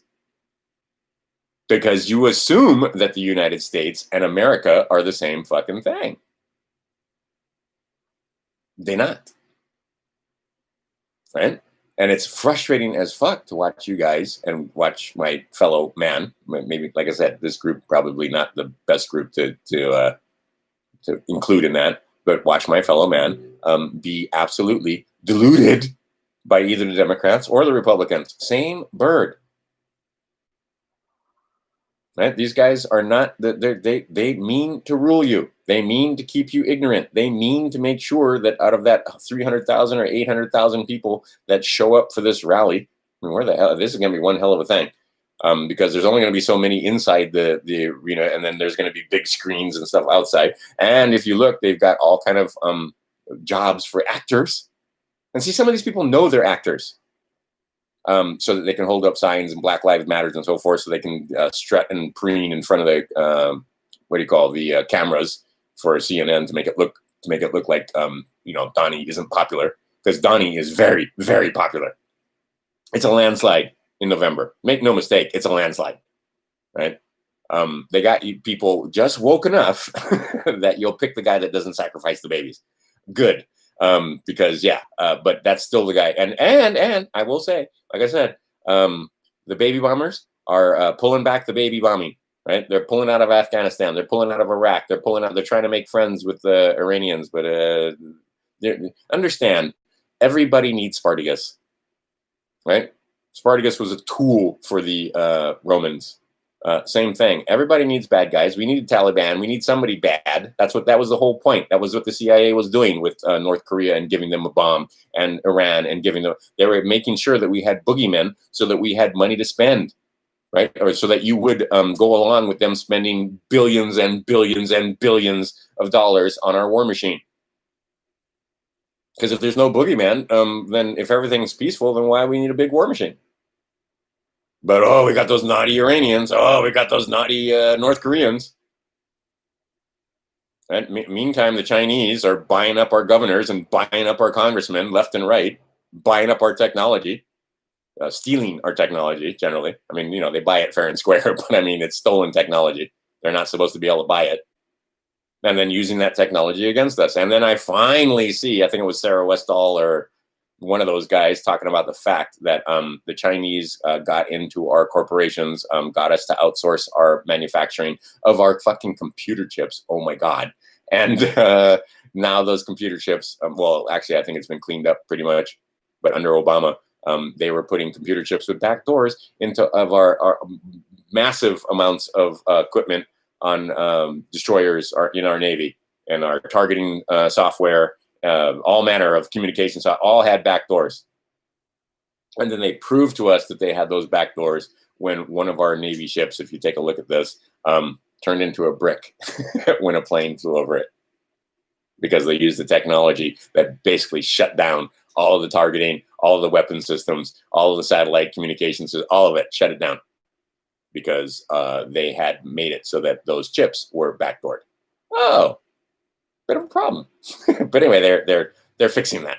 But they have no way, and see, it's billions and billions of dollars more to replace those chips, because they started to figure out that they couldn't tell which chips were good and didn't have the back doors, and which chips were bad and did have the back doors. Right? And that's billions and billions of dollars right there. Just that one little fuck up. But anyway, the idea was if they don't have naughty people for us to go fight, we won't spend the money on. Maybe we'd wind up spending the money here at home, and that's the plan. That's part of the plan. Listen to him speak. He's going to speak this weekend, right, in Oklahoma, in Tulsa, and then they're going to start having rallies, and then it's going to, because that's the other thing. It's going to be so completely obvious that fucking Biden won't be able to fill a room, and Trump is going to be filling stadiums with overflow, right? Because the people have had a fucking enough. And because they've been mind washed into thinking that these are the good guys and those are the bad guys, right? It used to be the Democrats were the good guys and the Republicans were the bad guys, right? Those evil, naughty Republicans that were doing, capitalism and making all kinds of money. That was bad. And the Democrats that were the people's party, with the labor unions and so forth. Those were the good guys. Anyway, they just play you guys back and forth. It's the same team. But anyway, these many people have figured out that, wait a minute, none of the things that CNN is making sense. Wait a minute, these guys are showing true colors. That was the point. Oh, and then that's the other thing. They FDA, and it's not as bad as you think, trying to tell you that hydroxychloroquine is no longer approved for emergency use. That doesn't mean you can't use hydroxychloroquine. In fact, it actually opens things up, but it makes people realize, wait a minute, the FDA might not be on our team either. Just like, wait a minute, Bill Gates may not be on our team either. These vaccines might be harmful.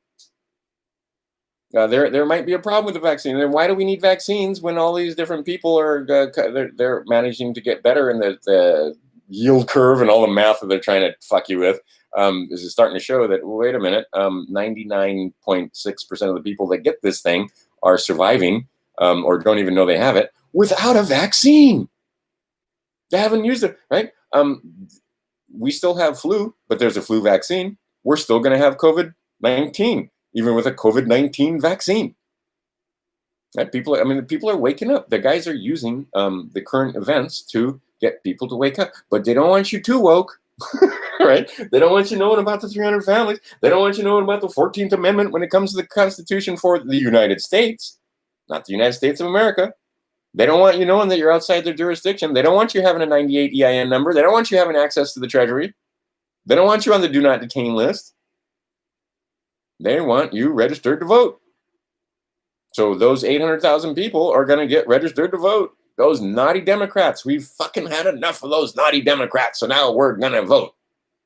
Now we're going to show you by signing a piece of paper that we don't know what the fucking thing means, that we cannot represent ourselves, that we need representation from either a senator or a congressperson or a council person, going all the way down, right? You vote for people to represent you in the local governments, in your precincts or your parishes or however your county is set up.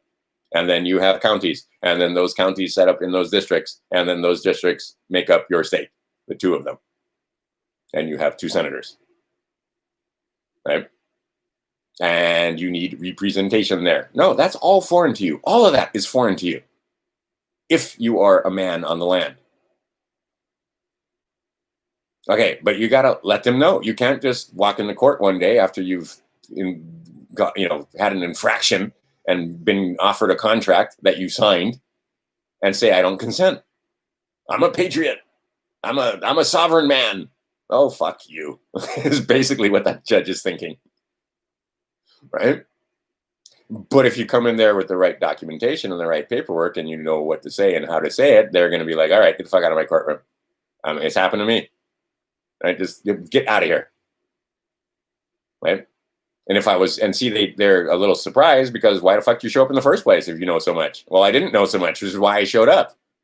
If I was completely educated, and I think that's something that will never be, but if I was more educated than I am now, I never would have showed up in the first place.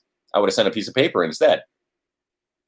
And then complained about fraudulent conveyance of language and told them that, this thing that you gave me, I can't even understand it because it's all in boxes. And it doesn't follow the style of process for the state of Hawaii. Right? And it doesn't, you need to know about style of process. But see, I was ignorant. Oh, next time I show up in court, if I show up in court, oh, they're gonna hate to see me, right? But I gotta get my paperwork in the first place. I've got to be able to put and you have to know what paperwork to fill out. Patrick Devine has many good videos. I actually can make play this again. And it's important to watch Patrick Devine talk about, like I said, watch from the beginning where he starts with the UCC and the non-UCC and claiming and then the progression that he makes to where he figures out that you have to inform them that you're not dead, right? That you're non-decedent. So you need to change your status. You have to inform them that their presumption that you're intestate, which is probably a correct presumption that you don't have an international will that'll stand up in international courts, is incorrect because you do have an international will. So then you got to figure out how to put an international will in and how to get it recognized and apostilled, not only in the United States, but by a foreign country so that you can, because the apostille that you get in the United States isn't good in the United States. So you have to get one from a foreign country, and then the United States will recognize that one. All right. So then they'll, right, like I said, it's a fucking maze that they've made up for you. Then you have to let them know that you're not insolvent. And then you have to let them know that you are of the age of majority. You're not an infant, right? So you're not incompetent.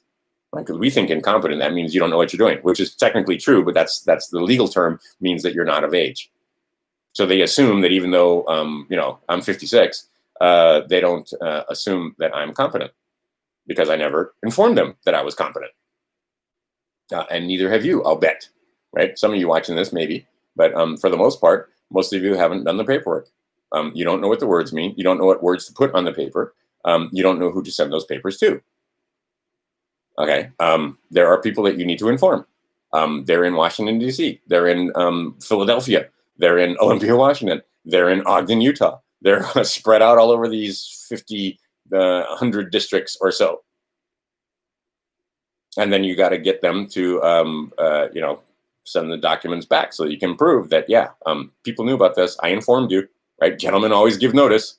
And then if you move from state to state, you need to let the sheriffs and the county seat know that you're moving into their county and that you are foreign to them and that you are a non-combatant and that you are just, a civilian on the land trying to make your way through and that you're not involved in commerce and that your car isn't for hire when you use that you're just traveling. You're not driving your motor vehicle, right? That's very specific now. I understand that you're driving. Are you an Uber driver? Well, then, yeah, you need a driver's license if you are using the public highways to make money and that you're using it for commerce. But going to church or taking your kids to school, that's not commerce. Okay, so the idea is people is waking up, but they only want you so woke. They don't want you all the way woke. They want you just woke enough to be aware that, there's bad guys out there, satanic pedophiles and so forth. And they want you on the Republican side now. They love it when you show up at the Trump rallies. And because at the Trump rally, if you don't think that they're going to be out there in mass, like trying to get these people to register to vote, you're out your minds. To try to give up your rights and so forth by voting, right? You're out of your minds. That's what they're doing. That's exactly what they're doing. Now, again, Trump of the lesser of two evils is still evil, but is he better than Hillary Clinton by a freaking New York mile? Same thing, Biden. Oh my God, really? How do you look at Biden and even think that that's going to be anything but horrific, right? But the idea is that, if you think, and any of your friends think that this guy Trump, or that the pedophile arrests and all the arrests that are going on in the trafficking networks and so forth would have happened if Trump wouldn't have made it to president, they're fooling themselves. So is he better? Yeah. Is he best? No. Are you still taking your shoes off at the airport? I rest my case. Done. Stop talking. Stop trying to tell me. Because I get attacked. I love it. It's just awesome. I get attacked from both sides. Right? Democrats think I'm a Republican. Republicans think I'm a Democrat. We're libertarian. None of them. I get along with none of these people. Why is that? Oh, because like I said, I can't play. I can't play in that arena because I rescinded my voter registration. Why did I rescind my voter registration? So that I can change my status. Why did I want to change my status? So that I can go into an international court. J'accuse. Right? I can make allegations now. Because there are people with guns and clubs that will stand behind me if I can prove my allegations to be correct. And or on the other hand, you see, when you make allegations, like say they allege that you're the murderer of someone. Okay, the murder took place on Maui. At the time of the murder, you can prove that you were in New York, right? You could not have committed the murder, right? All right, so charges must be dropped. Same thing like with Flynn, right? They made all these allegations against Flynn, and the allegations are false. Same thing with Trump. They tried to make allegations against Trump, right? And when it came to the FISA warrants and so forth, and those allegations led to spying, and that spying was illegal. And that's going to be a can of worms that they have done. That's what they're doing right now to keep it all under wraps and try to keep the Democrats and many Republicans from understanding what it is that happened here, that treason actually happened. So how do they keep you distracted, upset, and offended? Race riots, that works good.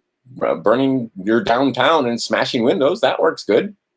Keeping you afraid that this 99% survivable disease will kill you, that works good. All of these things to keep you from, or keep the populace, keep the masses from understanding what's coming. And what's coming is going to be awesome. What's coming, like I said, we get through this. The other side is going to be tits. It's going to be all manner of technology that looks like magic to us, right? That they've told you can't happen, right? Quote unquote free energy devices and various other devices that you were sick and now you're not sick. You had all of this disease in your body and now this disease is gone because the frequencies have been balanced out. Royal Rife figured this out, and all that bacteria is gone. And now the ill effects from having that bacteria in your body is removed and you feel better. And it looks like magic. It didn't come with a pill. It didn't come with something that you drink. It came with a frequency. It came with light and sound. This is all coming. But before we get there, many things have to happen first. And like I said, the distractions that they do for you, but definitely they want to keep you distracted and keep you from getting your status changed and making sure that you sign up to vote so that they can govern you, so that they can extract wealth from you, so that you need a license to get married. See, this is the other reason why Donnie's not your friend. I hear him, they're anarchists. They're not fucking anarchists. An anarchist is a guy like me that won't sign a birth certificate. An anarchist is a guy like me that'll have sex with a woman and not get a license from the government that says we're married.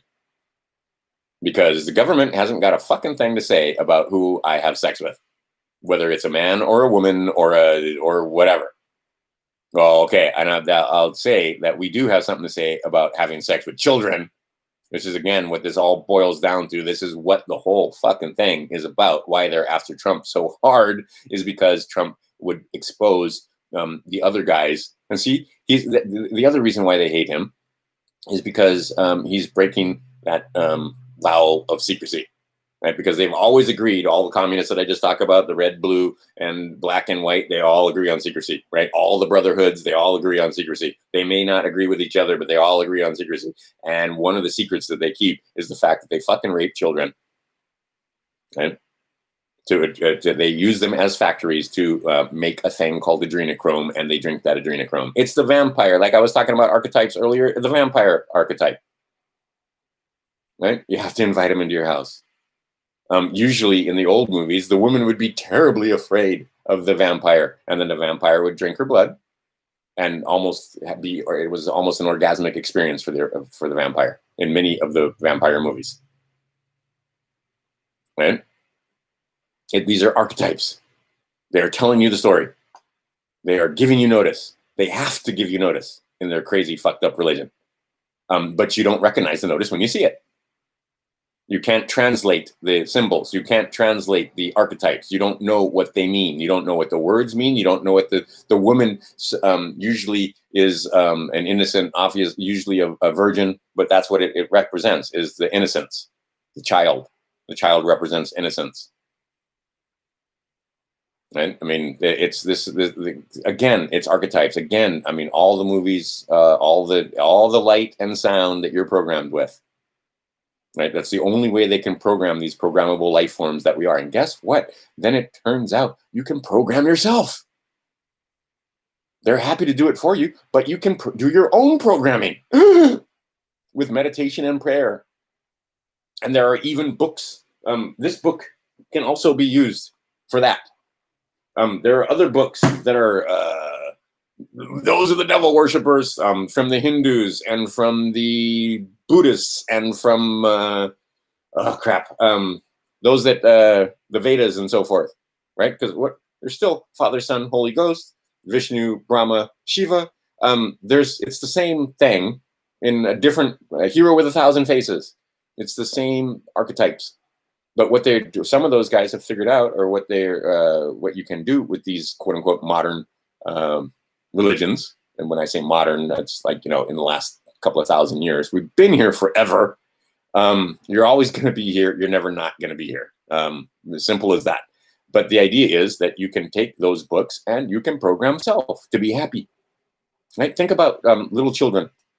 Little children, when they first come out, if you give them any kind of opportunity, they're happy. They're just happy. They were just there. They were just on the other side. It doesn't take a lot to make a child laugh, usually. Right? And they laugh at all kind of stuff because that is the self-awareness is happy. It takes a lot to get you to the point where you're like this and you're mad because you see the injustice and you see people are angry. They want that anger, right? Many of you have figured out that it's not crazy talk. There is this thing called Loosh, and there is this, if you start getting into other dimensions and other things that are going on in dream time and so on and so forth, that there seem to be others that do in fact extract that energy from you, not just commercial energy and dollar bills and so forth, and your labor, but your actual energy. And if it's a sad energy and it's a upset energy, it's a mad energy, they like that.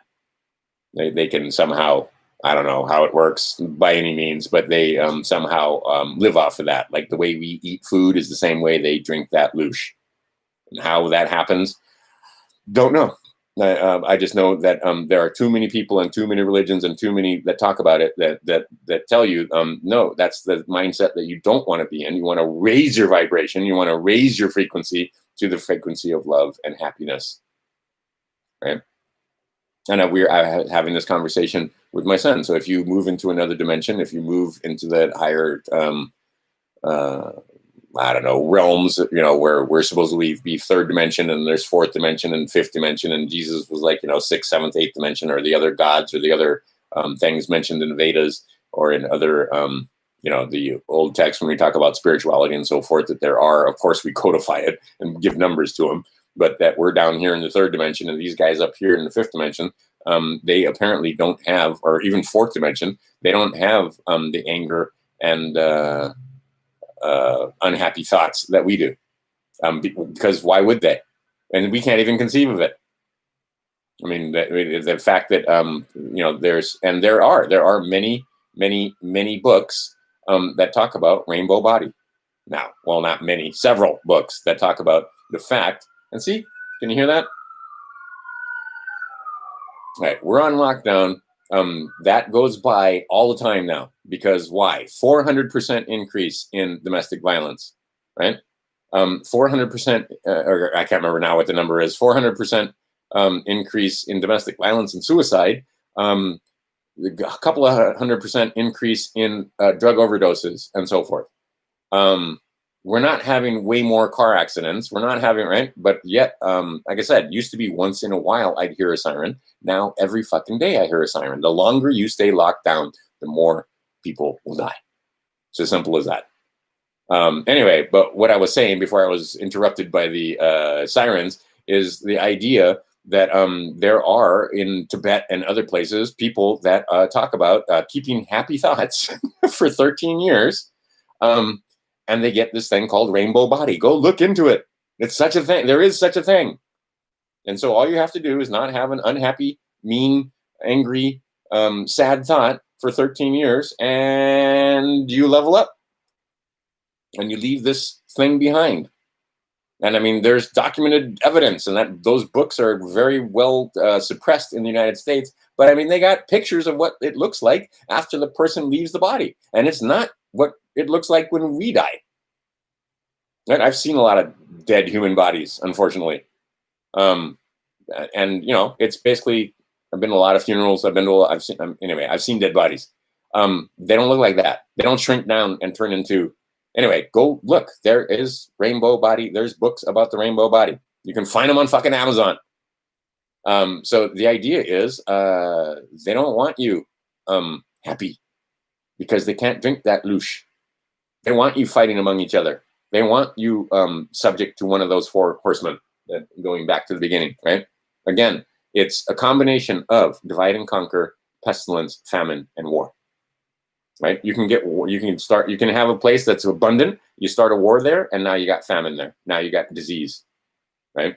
And now you got guys that were on one side or the other, right? I mean, there's multiple ways, but there's only 24 game plans. And see, the game plans that they've been putting out, Trump has been ready for, because they've only got 24 of them.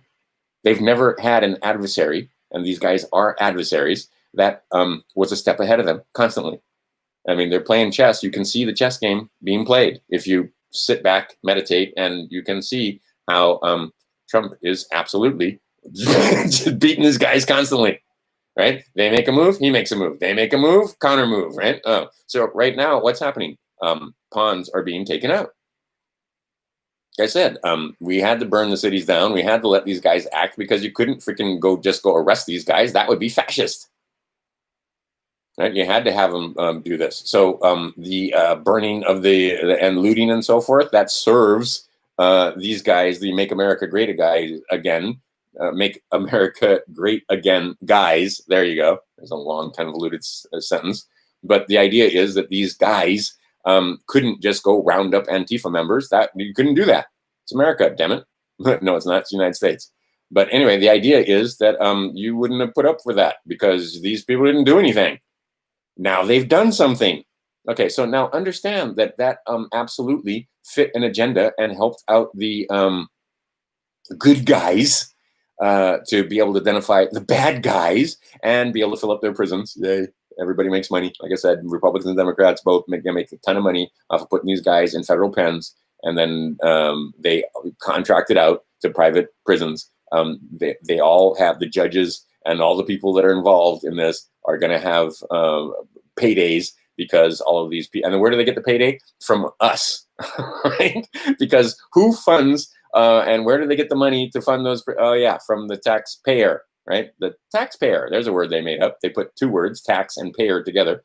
What is it? Transfer of access. What is it? Transfer of assets exchange is what tax stands for. But anyway, the taxpayer is the one that funds those prisons, and they put all those guys in prison. And you guys are happy to pay it because you want those Antifa guys in jail, right? They got you 5 ways from Sunday, and they love it. They love it. I mean, and then guys like me come along, and I'm the crazy one, right? I'm just this fucking crazy guy on the internets, right? Can't comb his hair. And I point this shit out to you, and you get testy. Anyway, but the idea is, yeah, they're gonna fill those prisons up with those naughty people. So understand that they're, and it works. Like I said, it works for the Democrats. It works for the Republicans. They all are gonna make money off of this whole thing, right? And again, it also works for the Agenda 21 plan, where they get rid of the middle class. They get rid of your businesses. Your businesses are going to close down. Those businesses are going to be sold for pennies on the dollar. The wealthy people are going to buy them up. They did it with farmland. Now they're doing it with the actual businesses. Back in the first round, back in 1929, it was farmland that they were buying up, and businesses. Make no mistake, but mostly farmland. And that's where you got your big agribusinesses to conglomerate the land. Now you've got all the different small mom and pops that are going out of business. Because why? Because the big corporations that those 300 families own don't want no competition from you, right? Slave. Right? They want you buying all your shit from Target and Amazon and Walmart and from them, not from each other. Again, why is this fucking hard to understand? It's not, you're not on the team, right? I don't give a fuck if you put a red hat on. You're still not on the team. They don't like you. They want money from you. That's it. They want you pledging your children, slave. They don't want you understanding what those pledges mean. They don't want you understanding the bondage. They don't want you reading this book right here. They're happy to have you think that atheism. Richard Dawkins, that's that fucker's name, right? And he is a fucker, right? But anyway, they don't want you understanding that this is a book of law that is in every courtroom in the United States and Canada and Mexico and South America and all over fucking Europe in various languages, either English or Spanish or French or German, right? It's in every fucking courtroom. They don't want you reading this thing. And people that do this, oh, we're Bible thumpers. I'm no fucking Bible thumper, right? If you think that I think that there's a magical man in the sky that hates fags, you are mistaken, right? I have nothing. I mean, who you sleep with has nothing to do with me. I happen to like women. Maybe you like women and men. So fucking what? It's got nothing to do with me. What if you just like men and you're a man? So fucking what? It's still got nothing to do with me. I'm not fucking you. And if you try to fuck me, you're gonna have a hard time. Right? Same thing. Two women having sex. Well, who cares? And that's how I know I've got programming, because I can watch, like my girlfriend, she likes gay porn every once in a while. And she'll watch two men having sex, and I'm just like, oh, I can't do it. I can't fucking do it. Two women, though, no problem. I got no problem watching two women have sex. That's fucking programming. So I'm aware of my programming, but I don't know what to do about it because I can't. But at the same time, I'm clever enough to understand that two men having sex, that's got nothing to do with me or you. As long as they're not hurting somebody else. Now, if those two gay men, right? And see, my mother, she was so fucked up when it came to her thinking that she was sure that all gay men were pedophiles. And if you were gay, that meant pedophilia, because my uncle was attempted rape. Unfortunately, they didn't understand that my uncle, my grandfather, was a drunk who beat the fuck out of his children and his wife. And so as my uncle was growing up, by the time he was a teenager, he had to fight off a full-grown drunk man. And apparently by the time he was about 16, 17, he won those fights. Before that, he got his ass kicked. So when this gay man tried to rape him, that gay man got his ass kicked. And then my uncle hated gays forevermore. Right? But that wasn't that right? Because again, sample size small, right? Sample size one gay guy. That doesn't make all gay guys pedophiles. That doesn't make all straight guys pedophiles. That doesn't make all Democrats pedophiles. That doesn't make all Republicans pedophiles. But are there Republican pedophiles? Fuck yeah, there are. Hastert. I mean, many others have been, are involved in the pedophilia, right? And that's what all of this is about, is that those pedophiles don't want to be discovered, right? But they don't want you happy. They don't want you. They don't want you. They want you upset, offended. They want you on one team or the other, but they don't want you setting yourself free, and they don't want you claiming your inalienable rights, and they don't want you reading the documents. They don't want you reading the law. They don't want you knowing what the words mean. They just want you to vote for Trump or vote for Biden, whoever the fuck it is, but they want you voting.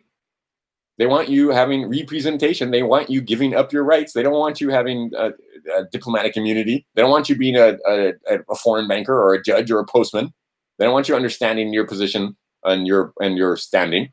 They don't want any of that. Right? They mean to rule you. That is the job. That is what they're doing. And then they're going to make Space Force. And then they're going to project their might. And who is they that I'm talking about? Somebody put that in my other one. If you don't know who they is at this point, you're on the wrong channel. But the idea is that they absolutely want a large force, right, of humans, of men and women that they can program, these programmable life forms, and they want you to give up your free will.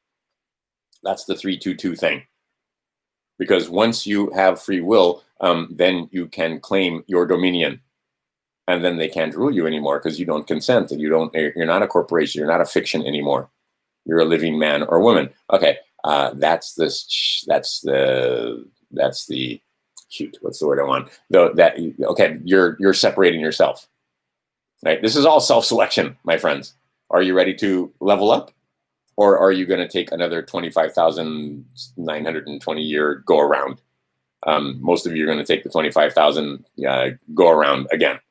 But a very few are going to make it up. But see, you can, even if you do all of the stuff that you're supposed to do and you exercise your free will and you show them that you can stand in your square and you can do all that kind of stuff, if your thought is pilau, if polluted, you ain't leveling up. Just because you did all the paperwork doesn't make you a good person. Right? I know a lot of people that the only reason why they want this paperwork is so that they can live a life of luxury and get free stuff. Well, that's problematic. I have plans, like I said. One is to have standing in international court and hold some of these fucking pedophiles to account. But the other thing is, if you want to exercise your will on the planet, do you want to, like I alluded to it in the other ones. I know people that what they do is they take care of animals, elephants and dogs and horses and stuff like that. I know other people, yeah, they do try to feed homeless. But that's putting a Band-Aid on things. I know other people, they try to educate. I know other people that, fuck it. I know one guy, literally all the money you could possibly want, billions of, thousands of millions, billions of dollars. He doesn't like humans either, right? He's pretty fucking disgusted with the whole thing, just like I am. So what does he do? Plants, the second dimension. He buys up farmland, huge amounts of farmland, and converts it back into prairie land and natural diversity there. And then he puts animals on them. Those are called buffaloes. Right? Huge tracts of land in the Midwest and Wisconsin and Illinois and Iowa and Indiana and all that area, right? Converting land back from cornfields to prairie land. Okay, that's his thing. Other people, yeah, trees. They try to save trees. Other people, they try to plant trees and turn green deserts. Other people, and what I would be interested in, and my son seems to, both of my sons, aquaponics and agriculture, biodynamic agriculture. No fertilizers, no chemicals, no any of that. Just using the land, hand of man on the land to feed people and educate you on the fact that you don't have to struggle, because that's another way, right? That famine, that other pony, right? If you're struggling and you can't feed your family, or if you're watching your kids go hungry, oh my God, that is apparently, I unfortunately haven't had the thing, but apparently that's one of the worst things that can happen to a human is watch their kids starve because you can't provide for them. Right? Oh, and then oof, and then they suck that loose. Ooh, they love that while you're lamenting and grieving over your own children. Right? It's a complicated game, but it's a simple game. And the game is there are those that rule you and there are those that are ruled. We is not in the ruling class. I'm not one of them. I could never do it anyway because I don't know. I mean, I'm one of those, like most libertarians and others. I don't know what's best for you. I could fuck those guys that think they know what's best for you. Right? Who knows what's best for you? You know what's best for you. Donnie doesn't know what's best for you. But he'll try and tell you that he does, and the guys that he represents and that alliance that he's with will try and tell you that they do, and they'll tell you what to do. And anyway, but the idea is that if you had access to unlimited funds and you had access to unlimited food and unlimited electricity, power. Things might be different on this planet. How will you govern yourself? But see, they are afraid, and that you don't know how to stand in your square, and that if they give you unlimited power and they give you unlimited money and they get right, you'll throw them down and you'll harm them. So you need to be governed, because you can't govern yourself. You can't even get along with each other. Oh, how are you going to get along with others? And again, if you lay on your back at night and look up at the stars in a place where you can see stars, I was always amazed in LA and New York and Miami and Seattle and even freaking places like Spokane. You look up at the stars and there is no stars to look at because the sky is obscured by the city light, the refracted light from all that, right? So you can't even look at the stars. But if you get out into the desert, or if you get out here on Maui and get up to 10,000 feet on Haleakala and lay on your back and look up and you think we're the only thing, wow, they got you.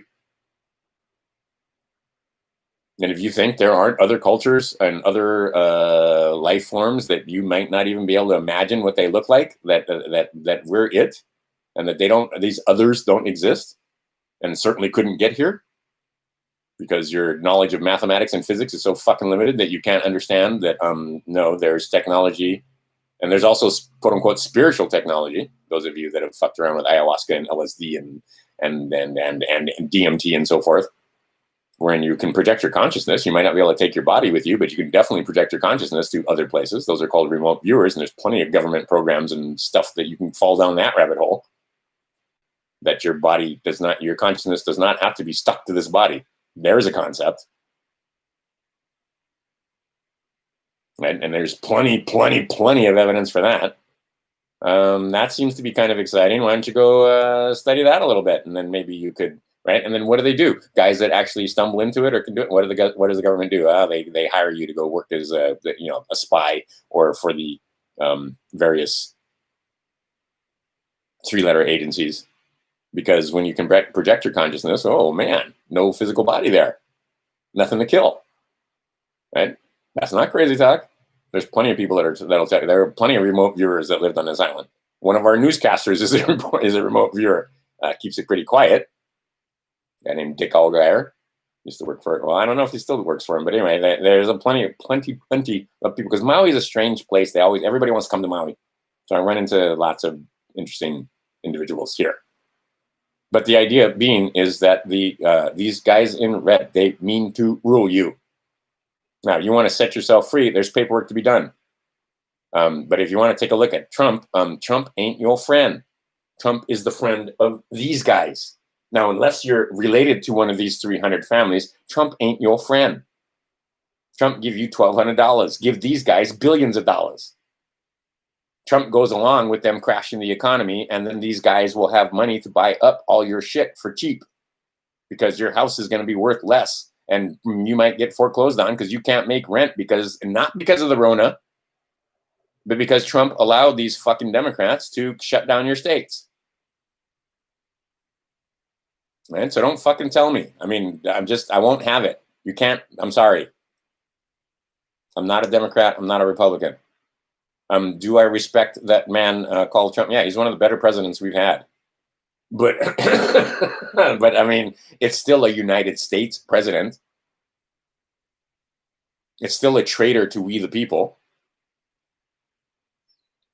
Right? No. That's crazy talk. You conspiracy theorist. Oh my. I love it. I love it. This is an alarm set by my son to remind him to research YouTubers who have become successful in music. That's what the alarm is for. So now he's homeschooling. So anyway, I love it. He sets alarms. Study Sapolsky. He sets alarms. Study Chinese. Anyway, because he reminds himself, because he's figured out that his time management skills at 15 are not as good as they could be. So he uses that device to help him. Notice how it's in here and he's out there, right? He's not staring at the screen. He's actually reading these things called books. I should have him bring in a couple of the books. Up from Slavery is one of them. I'm making him read Frederick Douglass. I'm making him read, you want to read The Minds of Black Men. See, this is the thing, because they put the words in a book and then they put a book in the library and they've hidden the knowledge from you. Simple as that. But we have these things called books that people can take their knowledge, put it on paper, they die, and you can still read what was in their mind. Right? This is an incredible thing, actually. That's very simple technology right there. So what do? They keep the books from you. Right? I mean, this is a hell of a read. Oh my God. Right? This is not exciting literature right here. And look, it's not like it's pretty fine print on top of everything else. Right? But and see, the stuff in the margins, that doesn't count in our laws. Anyway, but the idea is it's kind of an important book to read because it tells you how they fucking govern us. There's a science to it. Trump knows the science because he's one of these guys. And he's shoveling as much money from us to them as possible. This is going to be the greatest wealth transfer in the history of since we've been keeping records, as far as I can tell. Well, it might not be because, like I said, in the Reformation, they burned everything and they made you think that this is the first time we could ever read stuff at night without using fire, right? It looks like they had the ability to, the secret of the Roman lamps.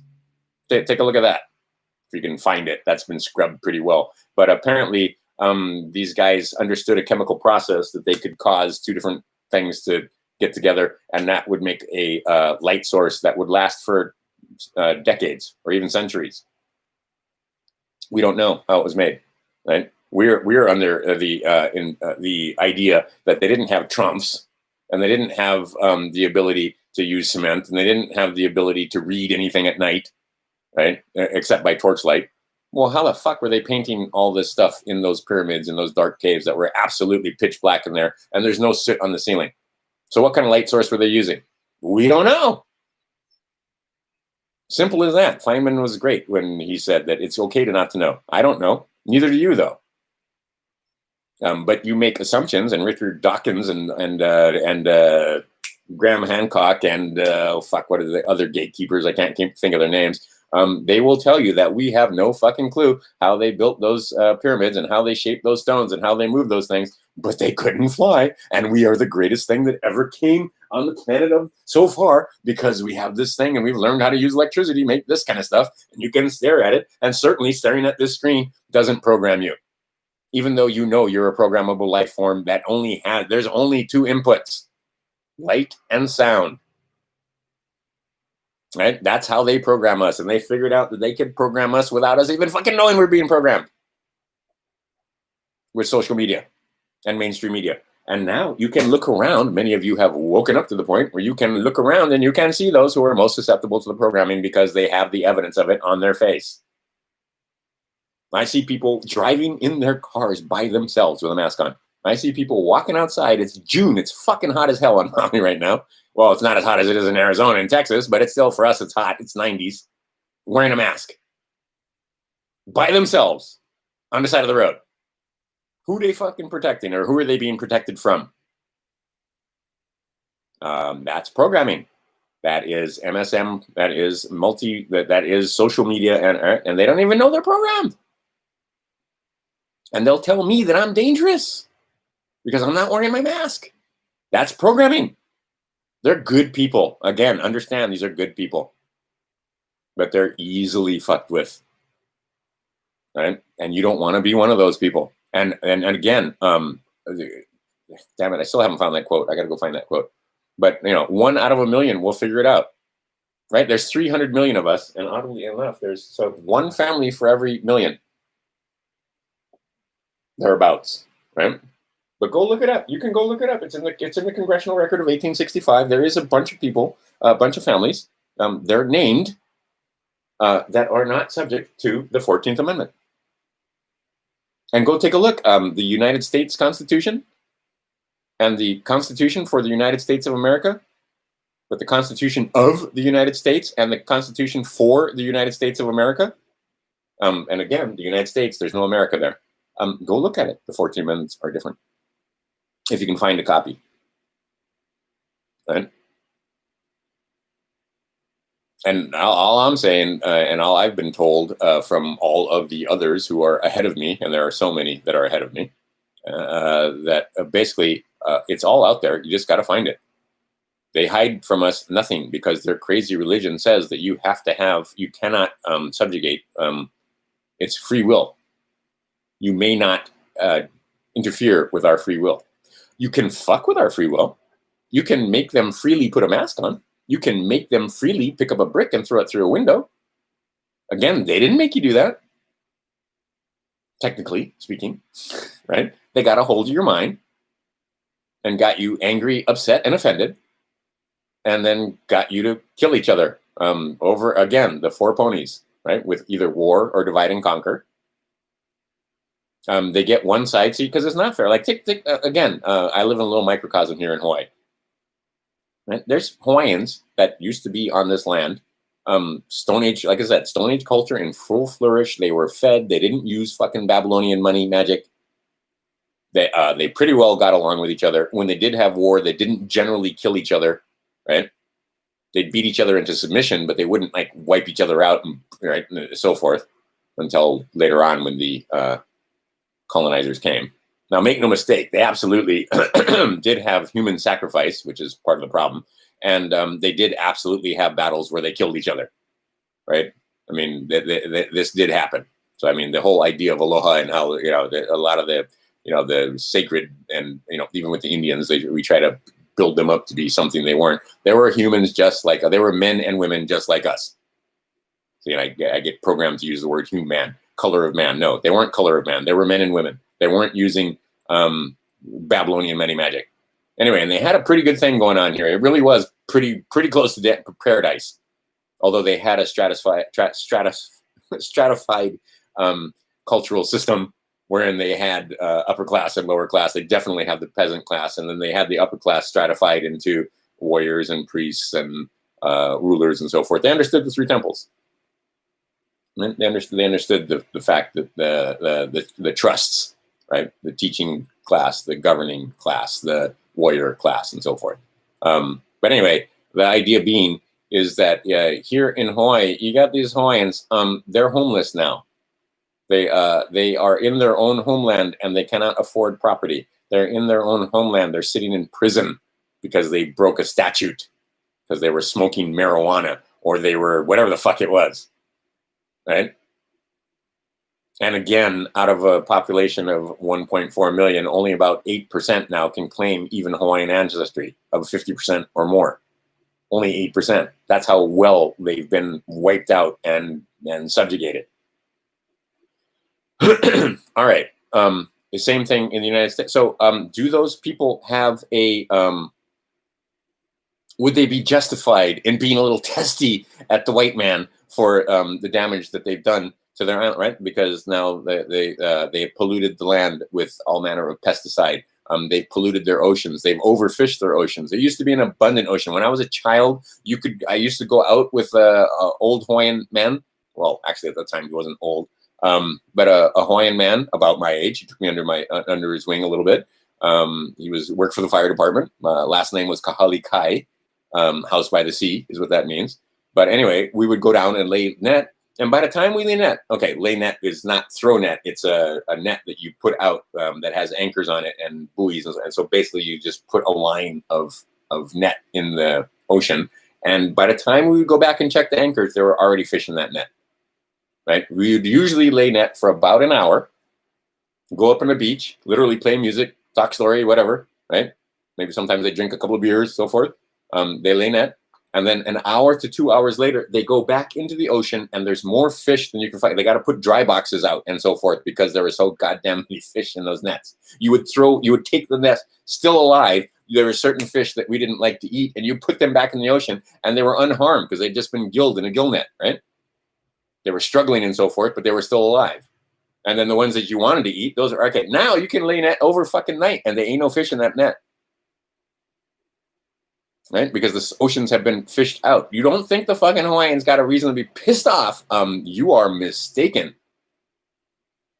Okay, same thing. Indians. There are quite a few Indian cultures Native Americans, North Americans, whatever you want to call them. They had their land tamed. They had orchards. They had it fat. They weren't using Babylonian money magic. They weren't using a court system that we currently use. And yet they got along. Right, there were tribes that were well known for being warlike. Comanches come to mind, but more than black. I mean, there were quite a few tribes that were well known for being warlike because they weren't just peaceable. They understood the concept of raiding others' work. Right, they didn't go to work. They waited for you to put up food and so forth, and then they came in and they took it by force. Right? Okay, there's always been good guys and bad guys in whatever culture it is, whatever planet it is. There's always been men like that. And then there's always been men that are more law-abiding. Okay, but the bottom line is the system that we have now is for the benefit of this many. It's not for the benefit of all of us. It's not so that you make art and music and, you increase your spirituality and have time to meditate and so forth. No, you're struggling to feed your children, to make your payments, to get your insurance. Why do you need insurance? I used to work in the insurance industry until I figured out what a fucking scam that was. Because you don't own the car, and you don't own the house, so that if that fixture burns down, they want to make sure that you can fix it. so that they can resell it eventually and take it from you and have value to tax, because they can't tax a piece of raw land that doesn't have anybody living on it. Well, actually, that's not true. They tax that too. Somebody owns that. If somebody owns it, they take a piece of tax out of it. But if you have a house, you're more than likely to have a job. Therefore, they can tax you. They can license you. That's the point of this system. They want you signed up and signing your life away, thinking that you're a good guy voting for Donnie. It's a very, very simple scam. It's worked forever, ever and ever. It's the same damn scam that was going on. It's bondage. They've bonded you, and you need to get rid of those bonds. You need to be able to collapse those bonds and underwritings, and you need to give them notice. And like I said, you need to use the correct words, and you need to send it to the correct people. They're not going to teach you who those correct people are. And these people are already there. They're already fucking exempt.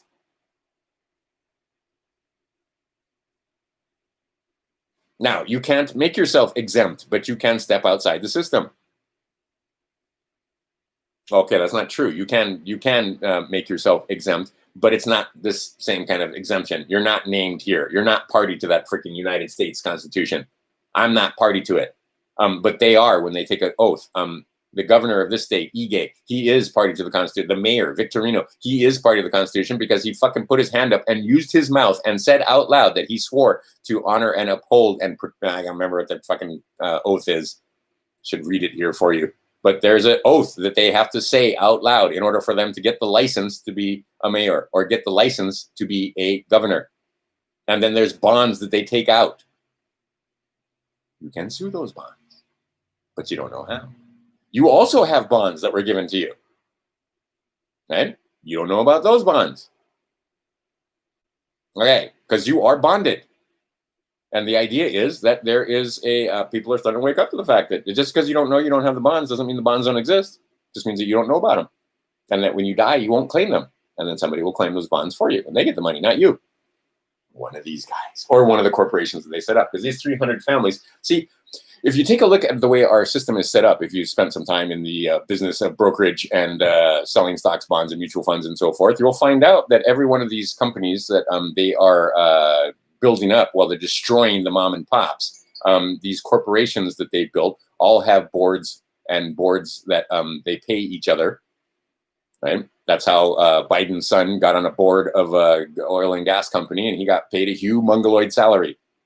Okay, but these 300 families, they set up all the big corporations that you know of, that you've heard of, communications companies, technology companies, companies for the military industrial complex, railroad companies, real estate companies, all the fucking companies that are traded on the various exchanges that are going on right now, the American Exchange, the NASDAQ, etc., the Dow Jones Industrials, all those companies that we know of, they all have boards. They all sit on each other's boards and they all pay each other handsomely.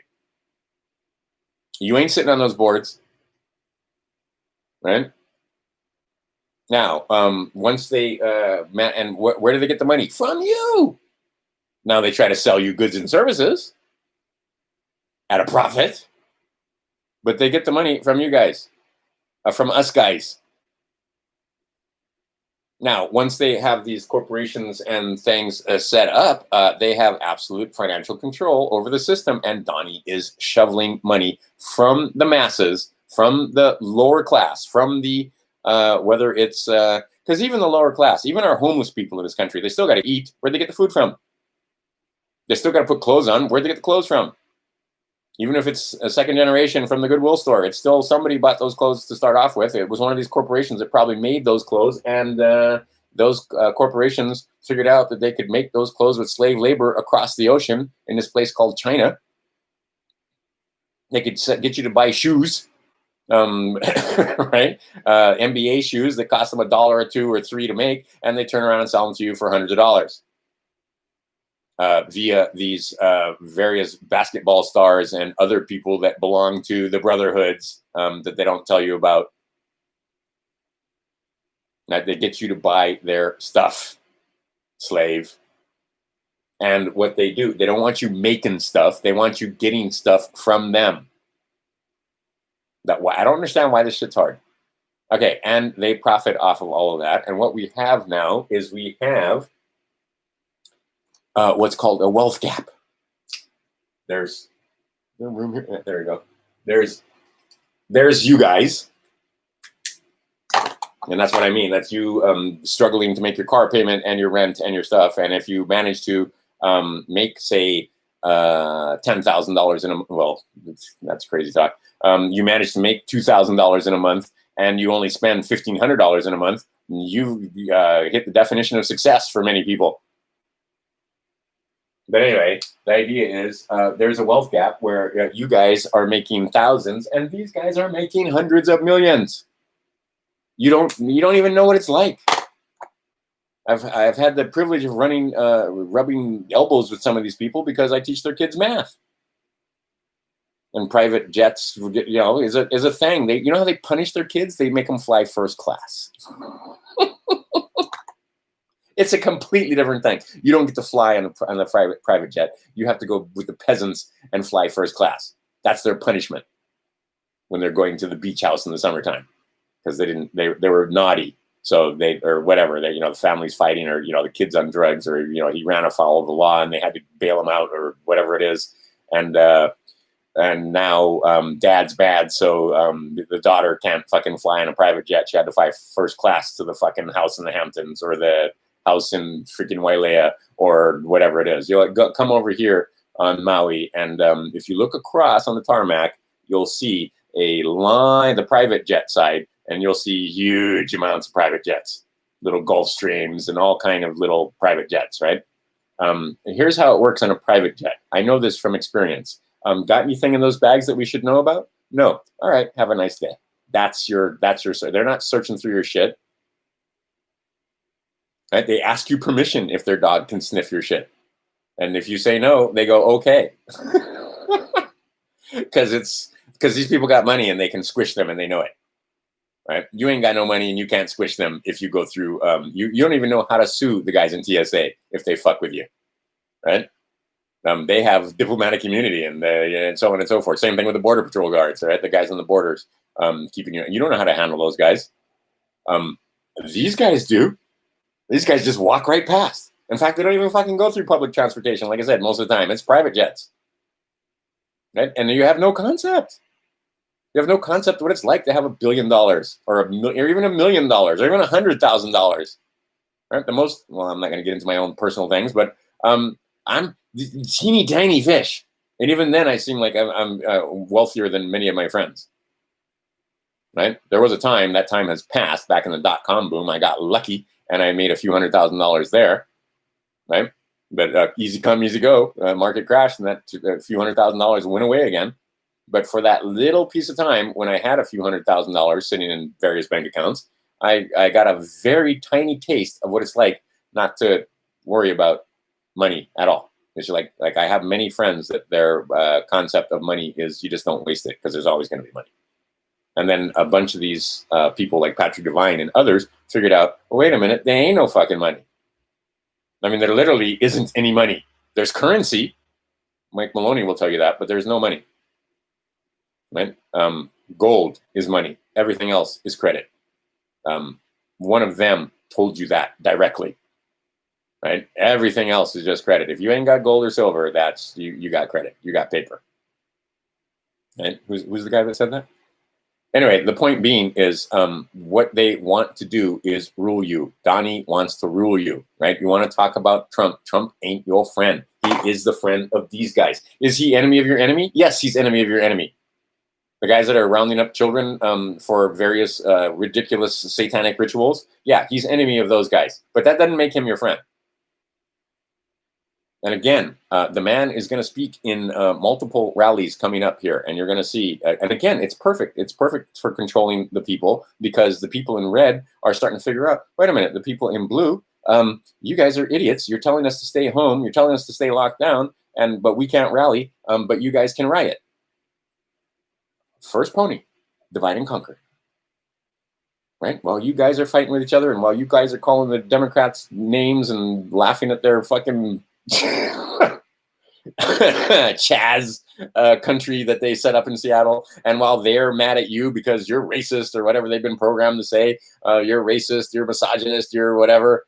And see, that's the other thing is people are starting to see that the hypocrisy of the Democrats knows no fucking bounds. Trump says stuff about grabbing him by the pussy, and apparently Biden actually grabbed this woman by the pussy. And there's a call that just surfaced recently of, I think it was her mother calling into Larry King, or I don't know who she called into, but anyway, the call has surfaced because her daughter was anyway.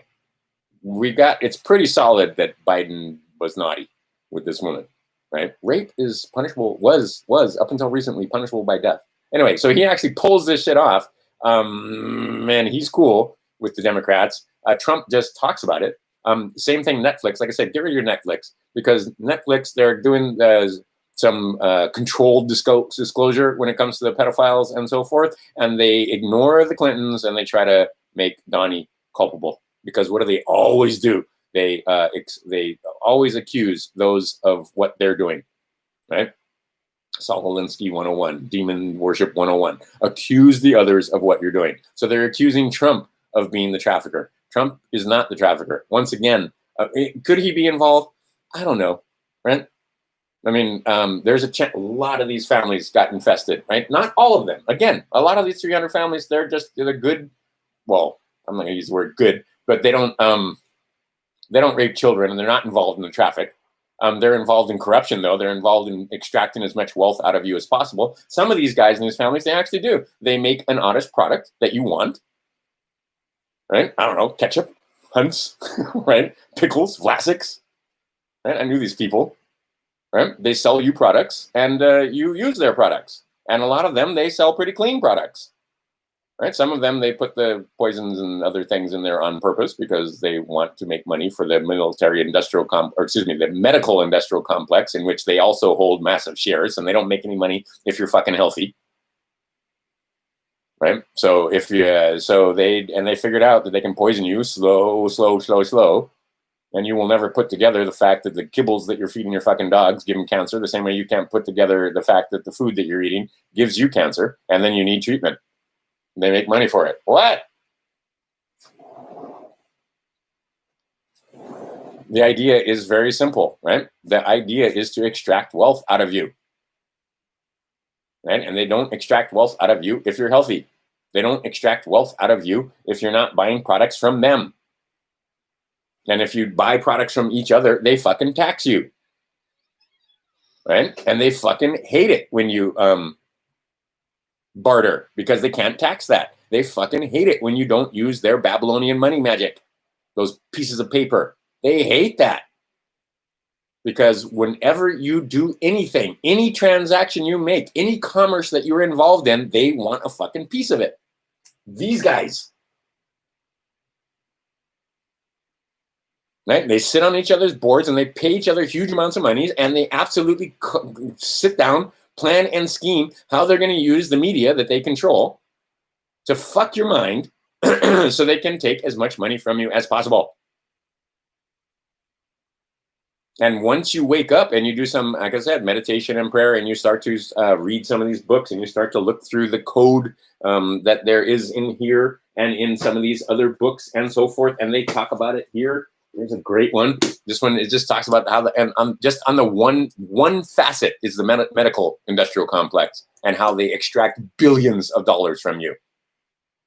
Right? Donnie's also got a little problem with that, because he sees that it's wrong for you guys to think that you're protecting your children and actually harm them, because those vaccines harm your children. Like I said, you fucking wish that you could give 100,000 doses of vaccine out and only get 1 or 2 deaths out of that. Right? Your vaccines are not safe. Anyway, these 300 families, all of that, the medical industrial complex, the military industrial complex, and that's just here in the United States. That's under the Third Temple, the temple known as DC, District of Columbia. Who the fuck was Columbia? Right there, you want to get sick? Go find out about Columbia. Right, and then there's families that are privileged, blue bloods in this other city of London. And take a look at what's going on with it. I mean, Trump, again, enemy of your enemy, right? Last 2 times the Queen of England showed her face, she wasn't wearing her crown. In fact, she was dressed in plain clothes. Then there's that other one down there in Rome, the Vatican, that city-state, the first temple, right? And those are the white communists. Right? And then there's the city of Venice, and that is the black, the bankers. And they seem to, right? And then you can trace all of that, go back to Egypt. You can trace all of that, go back to Samaria. Then you can, I mean, you just, and guess what? They're talked about here. And they've always talked about the fact that, I mean, I read a passage the other day from that, they talk about the demons and the devils in there. Right? They also talk about giants. They talk about all kinds of stuff in that book, but that's just fairy tale. They don't want you to know what's in that book. They don't want you reading that book. And if you are, you're crazy, right? Why are the Democrats so fucking hard against Christians? Because some of you Christians will read this book and you may actually transcend it and actually may get some understanding. St. Francis of Assisi, John of, God, I can't remember all the different names, but there are quite a few of them that manage to get to the higher thing through meditation and prayer from a Christian perspective. There are others, you cannot deny it, that got there from through the Vedas. There are others that got there through sutras from the Buddhists. And see, again, they get you fighting against each other on that one because you believe that passage. I think it was, John, oh shit, I can't remember. Oh, that's bad. Anyway, it's John. But basically that no one comes unto the Father except through me. That doesn't fucking mean what you think it means. And now they got you guys fighting with each other over that concept that, this is the only way. No, this is a way back. And this is a way to beat the system. This is a way to get yourself out of bondage, right? Because it is absolutely, it's the tenets that are in here. This is a book of law. But then they made it into a book of religion. And of course, our religion is better than your religion. And our imaginary friend in the sky is better than your imaginary friend in the sky. And so we got to fight with each other. Bam, right there in the back of the book, it tells you about the 4 horsemen. And that is divide and conquer and war. Oh, that right there, that is a demon sign. That is a shaka. Know the difference. Yeah, because it made me crazy. I watched these Hawaiians making the sign of the all-seeing eye underneath the red cross. Oh my God. Anyway, and you can't tell them. You can't tell them that because this is Mauna and that cross. Anyway, but the idea is you don't know the signs and symbols, and they use them against you at all times. And coming up here very shortly. Okay, I got to shut up. I'm going on for too long.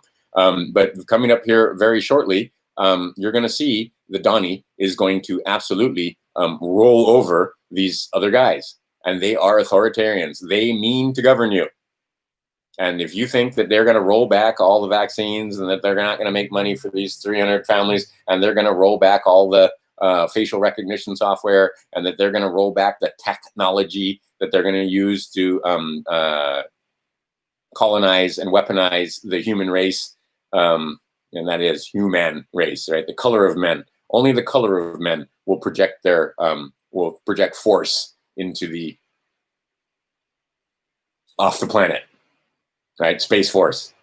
They're going to tell you that the reason why we need Space Force is because we got to control and fight among each other. And you don't want the Chinese getting into space first or the Russians getting into space or whoever the boogeyman is getting into space before we do. We got to get into space too. And it's true. He who controls the air or who controls the skies, right now, they use satellites and you don't even recognize the technology when they're burning down forests in Australia and they're burning down fucking entire towns, going up, incinerating places in California and so forth.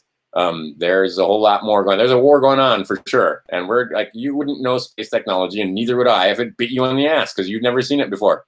But it looks very, very clearly, if you take a look at that, that they're projecting particle beam or energy beam weapons from space down onto the planet. And there's focal point because there's one I remember is great is all the houses on this side are burned. And then the house is in a divot, and that house is fine. And then the house is next to it is burnt down. In fact, well, the whole neighborhood is. And it's the thing, all kind of just that one house. How come that one house didn't burn down? Because it was on a lower thing, and the apex is like when you use your magnifying glass and sun to burn paper or leaves or whatever. If you don't have it at the right height, it'll burn here. But if it's lower down, that the focal point doesn't burn. So that house was lower down and it didn't burn. Anyway, How these weapons work, I don't know, but I can see that there are now, because everybody's got a phone, and some of these cameras and other devices have really high frame rates. You can bust down the single frames, and you can actually see the instant that beam comes down. You can see it, and then they'll try to say, "Oh no, that was a refraction of light on the lens," or something like that, or right, and to try to explain it away. No, there's more going on here than we know about. It's as simple as that. What it is, and can I explain it all to you? No. But as my one boy will say, I kind of sort of recognize it when I see it. I just don't know what it means. Right?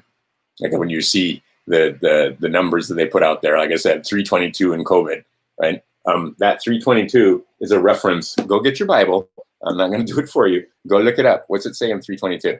What it says is those that they have started off with, like I said, these programmable life forms that they made, and then made that they could self-replicate with a man with a womb, have gotten to the point where they know the difference between good and evil. Now they've become like us, and we can create like they can.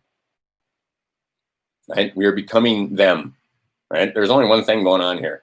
But there are all manner of life forms out there. Like I said, go lay on your back and look up at the sky. There are many different kinds of things here in this universe. We are one of those things, but there's only one thing. It looks like there's a lot of different stuff out there, but there's only one stuff out there. Right? Anyway, you can get into it, but where do you begin and the others end? Or where do you end and the others begin? Where does the tip of your nose stop? This was one of the things that they used to talk about.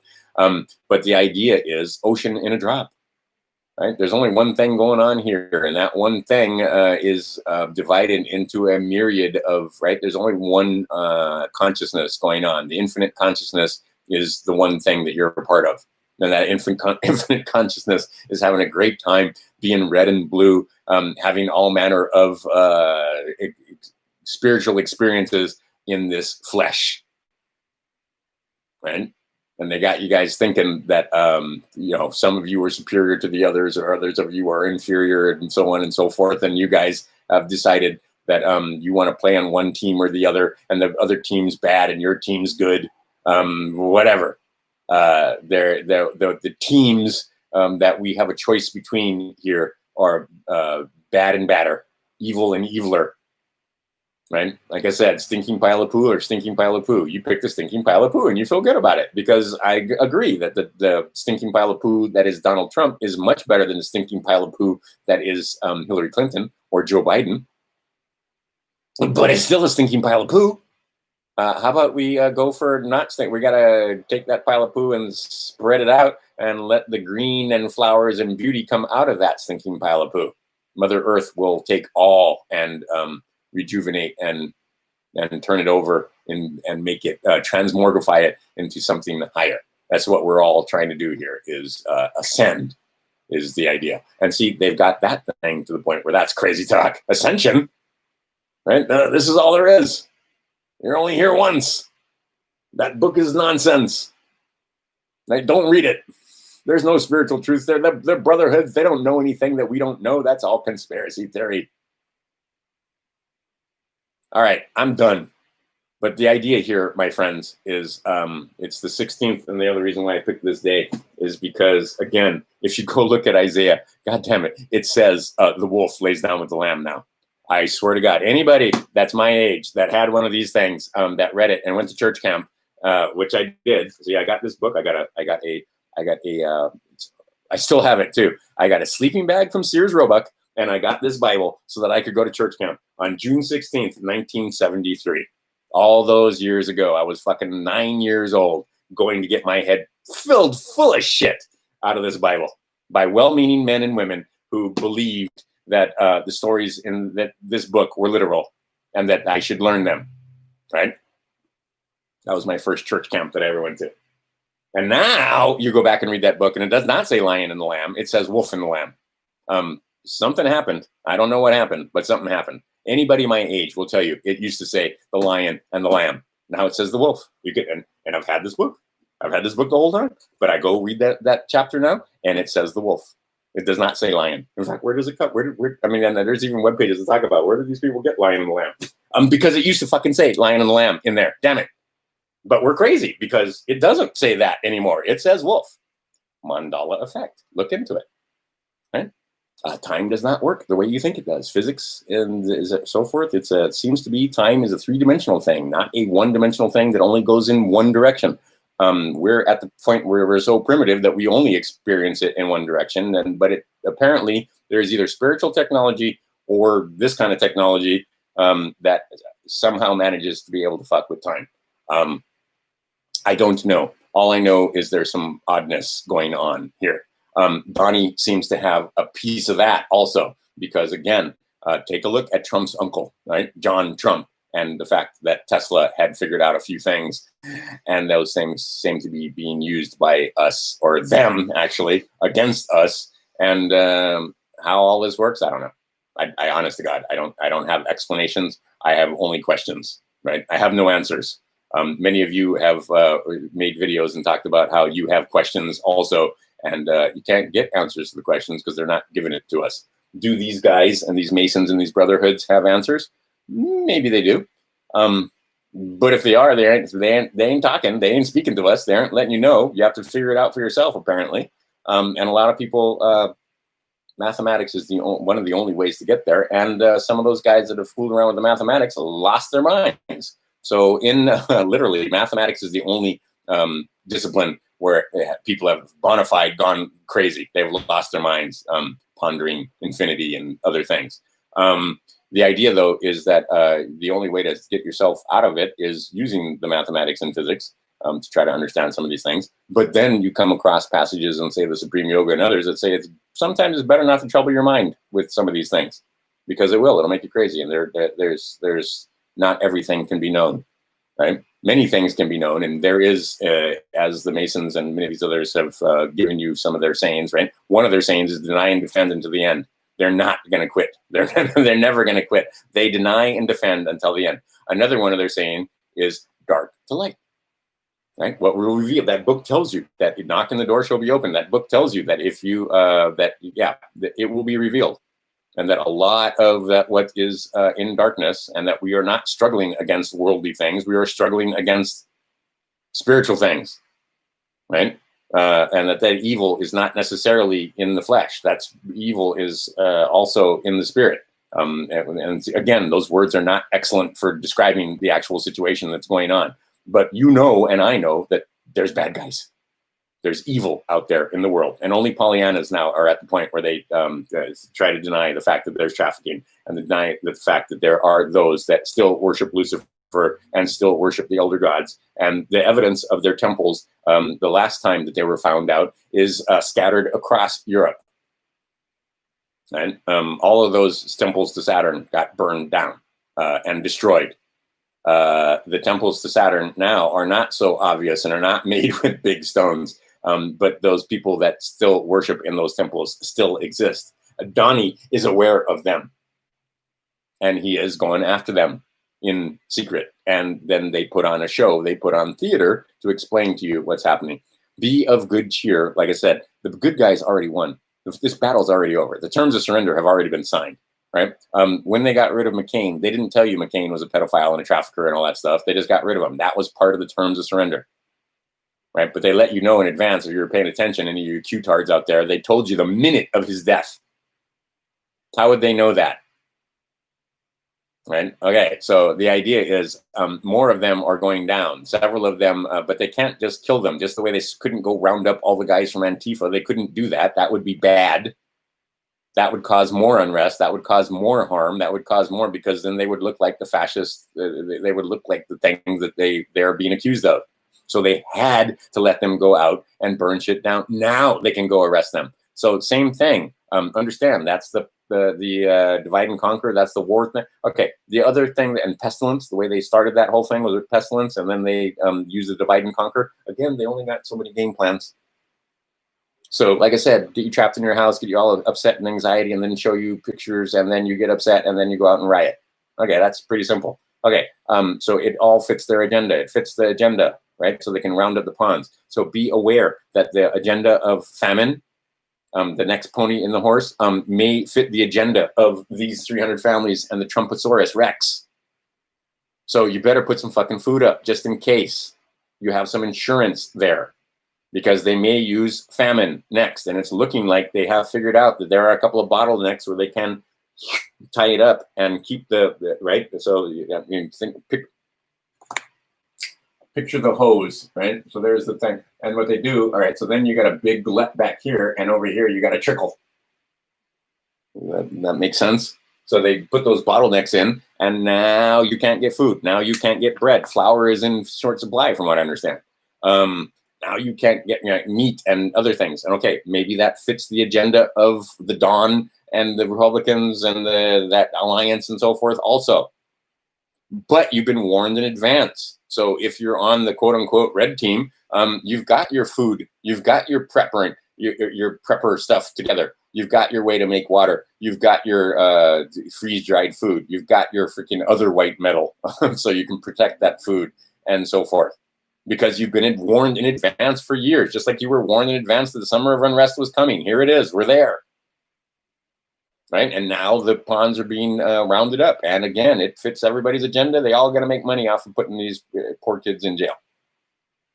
All right, so are they all going to make money and all going to off of the pestilence thing, and off of the famine pony? And then the last pony is going to be war, where I see war with China coming up. Is it happening next week? Nope. But the chances that we have war are not zero. Just like the chances of them going to war and taking you against the Hitler bad guys that they were funding in World War II. And again, they told you in the book that they were going to make 3 wars, not just 2. We've only had 2 of them.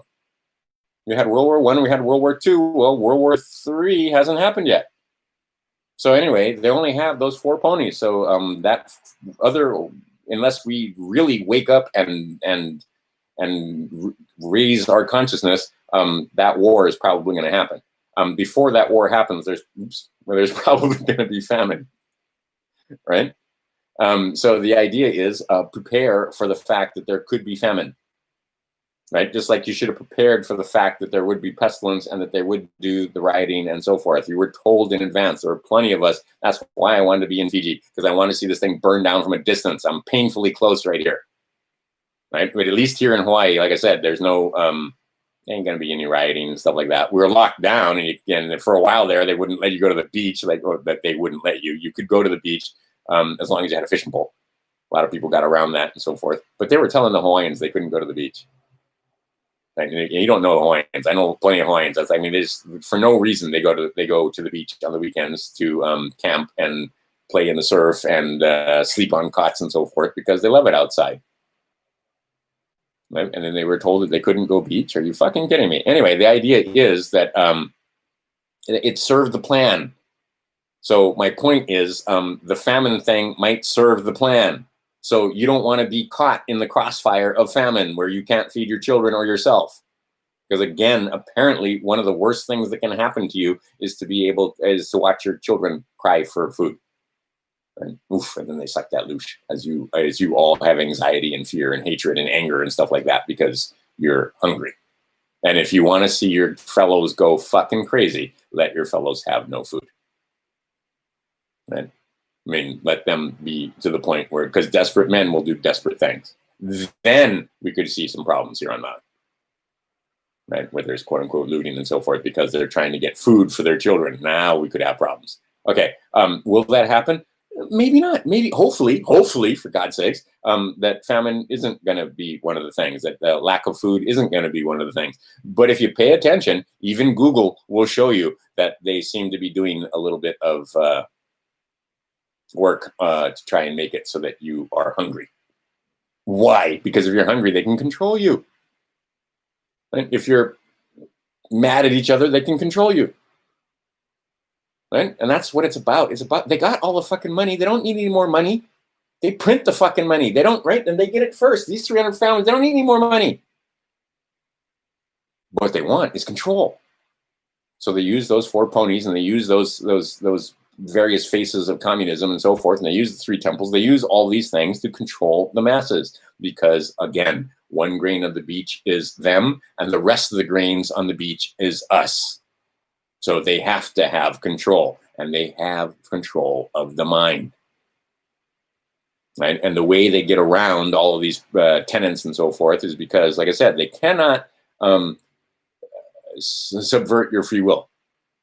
You have to put the mask on voluntarily. You have to stay home voluntarily. You have to cry out for them to test you before you get on an airplane. Right? They make it so that's how they get around the karma, and they put it all out in the paper that so that you have a choice. So you have to choose to do what they tell you to do. But they give you the choice. My son wanted to go to a birthday party for a friend of his, and if he wanted to go to the birthday party, he had to put a mask on to get on the bus or to get to buy the girl a present, because he couldn't go into the store without a present, and he couldn't show up to the party without a present. That would be bad form. So in order to get a present, you can't get into a store here on Maui without wearing a fucking mask. So he put the mask on so he could buy a present. They didn't necessarily force him to put the mask on. You get it? But in order for him to get the present, he couldn't get the present without putting the mask on, so he had to put the mask on. That's how they get you to comply. You want to go travel and see grandma? Well, take your fucking shoes off. Let us search your bag. Or you can go drive over there, or you can catch the bus or a train, but isn't it just so much faster to get on an airplane? They've got control of that now too, don't they? And these guys, they're not stupid. All right, 3 hours, holy crap. All right, enough. Happy Tuesday, everybody. 100th monkey out. But like I said, don't fucking put me in a position where I have to defend Donald Trump, because he ain't your friend. He is enemy of my enemy, but I am not confused. He is absolutely enemy of my enemy, but being the enemy of my enemy does not make him my friend. And I can't vote for him because I'm not a U.S. person. And if you can't figure out that the U.S. Anyway, enough. Right? I'll stop talking now, in the words of Amazing Polly. Be of good cheer. Things are going well. We come out the other side of this smelling like roses. We honest to God do. They're going to give us all manner of, seeing it is, they're giving it to us. It already exists, but they're allowing us to take advantage of the technology that comes. And that technology, a lot of it's going to look like magic. Okay? Before that, there's going to be pain. So educate self, educate others, e pluribus unum, unite with your friends. I am the worst one when it comes to that. Because the idea is, they want you divided. They want you in red and them in blue, and you fighting like dogs and cats with each other. They don't want you being friends. They don't want you focusing on them. They don't want you knowing about the 300 families. They don't want you knowing about the brotherhoods. They don't want you knowing any of this stuff. They want you ignorant so that they can extract wealth from you. So educate self, educate others, e pluribus unum, right? Unite with your fellows. And not just Americans, that's all over the place. You should be uniting with the Mexicans and the Canadians and the Germans and the English and the French and the Spanish and the Italians and the Russians and everybody, because that one grain of sand has drawn all manner of fine lines on maps that are completely imaginary and get you guys to fight with each other over that, right? I mean, even like in South America and so forth. I mean, those people, like when I was traveling in the Middle Americas and so forth, what's the difference? They very much look the same, the Maya people especially. They speak the same language, Spanish. Maybe some of them speak some of their native Indian, right? They look very similar, but these guys are Guatemalans, and those guys are Costa Ricans, and those guys are Mexicans, and these guys are, right? And they get them to fight with each other just the same way. If they had their way, they'd get Texans to fight with freaking people from Louisiana and people from California. They're doing that, definitely, right? Getting people from Arizona to fight with people in California. If they can keep us divided and fighting, that's what they want. So e pluribus unum, right? See through it. And a lot of times you're going to have to swallow some of your ire so that you can have that. But they don't want domestic tranquility. They want us fighting with each other so that they can extract as much wealth from us as possible. All right. Hope you guys have fun if some of you guys are going, well, I don't know, in this group, but some people going to the Trump rally this weekend. Those things are a ton of fun. And it's absolutely necessary because it shows the Democrats and it shows the mask-wearing idiots that, no, it's fine, right? Breathing on each other is not going to is not a crime. Fear is not a virtue. And when the man speaks, pay attention to it. I used to listen to Obama all the time. I hate listening to that son of a bitch. Hated it. But he's the president of the United States. It has effect on you and yours. So listen to what they have to say, and then you can govern yourself accordingly. All right, Crime Stoppers, e pluribus unum. I'll talk to you guys later. Oh, one last thing. Now that we're at the very, very end, I don't need it particularly, but and like I said, I never made it so that this channel was made any kind of money from YouTube and so forth. But if you want to hit my Patreon, dollar, I'm not asking for 25 bucks or $5, just $1.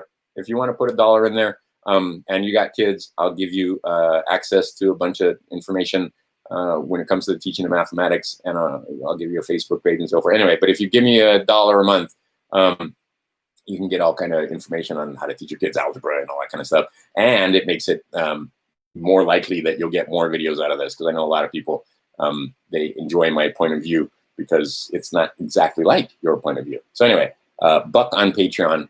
And if $1 is too much, and if you don't have it, because I understand it, I mean, every dollar counts at this point.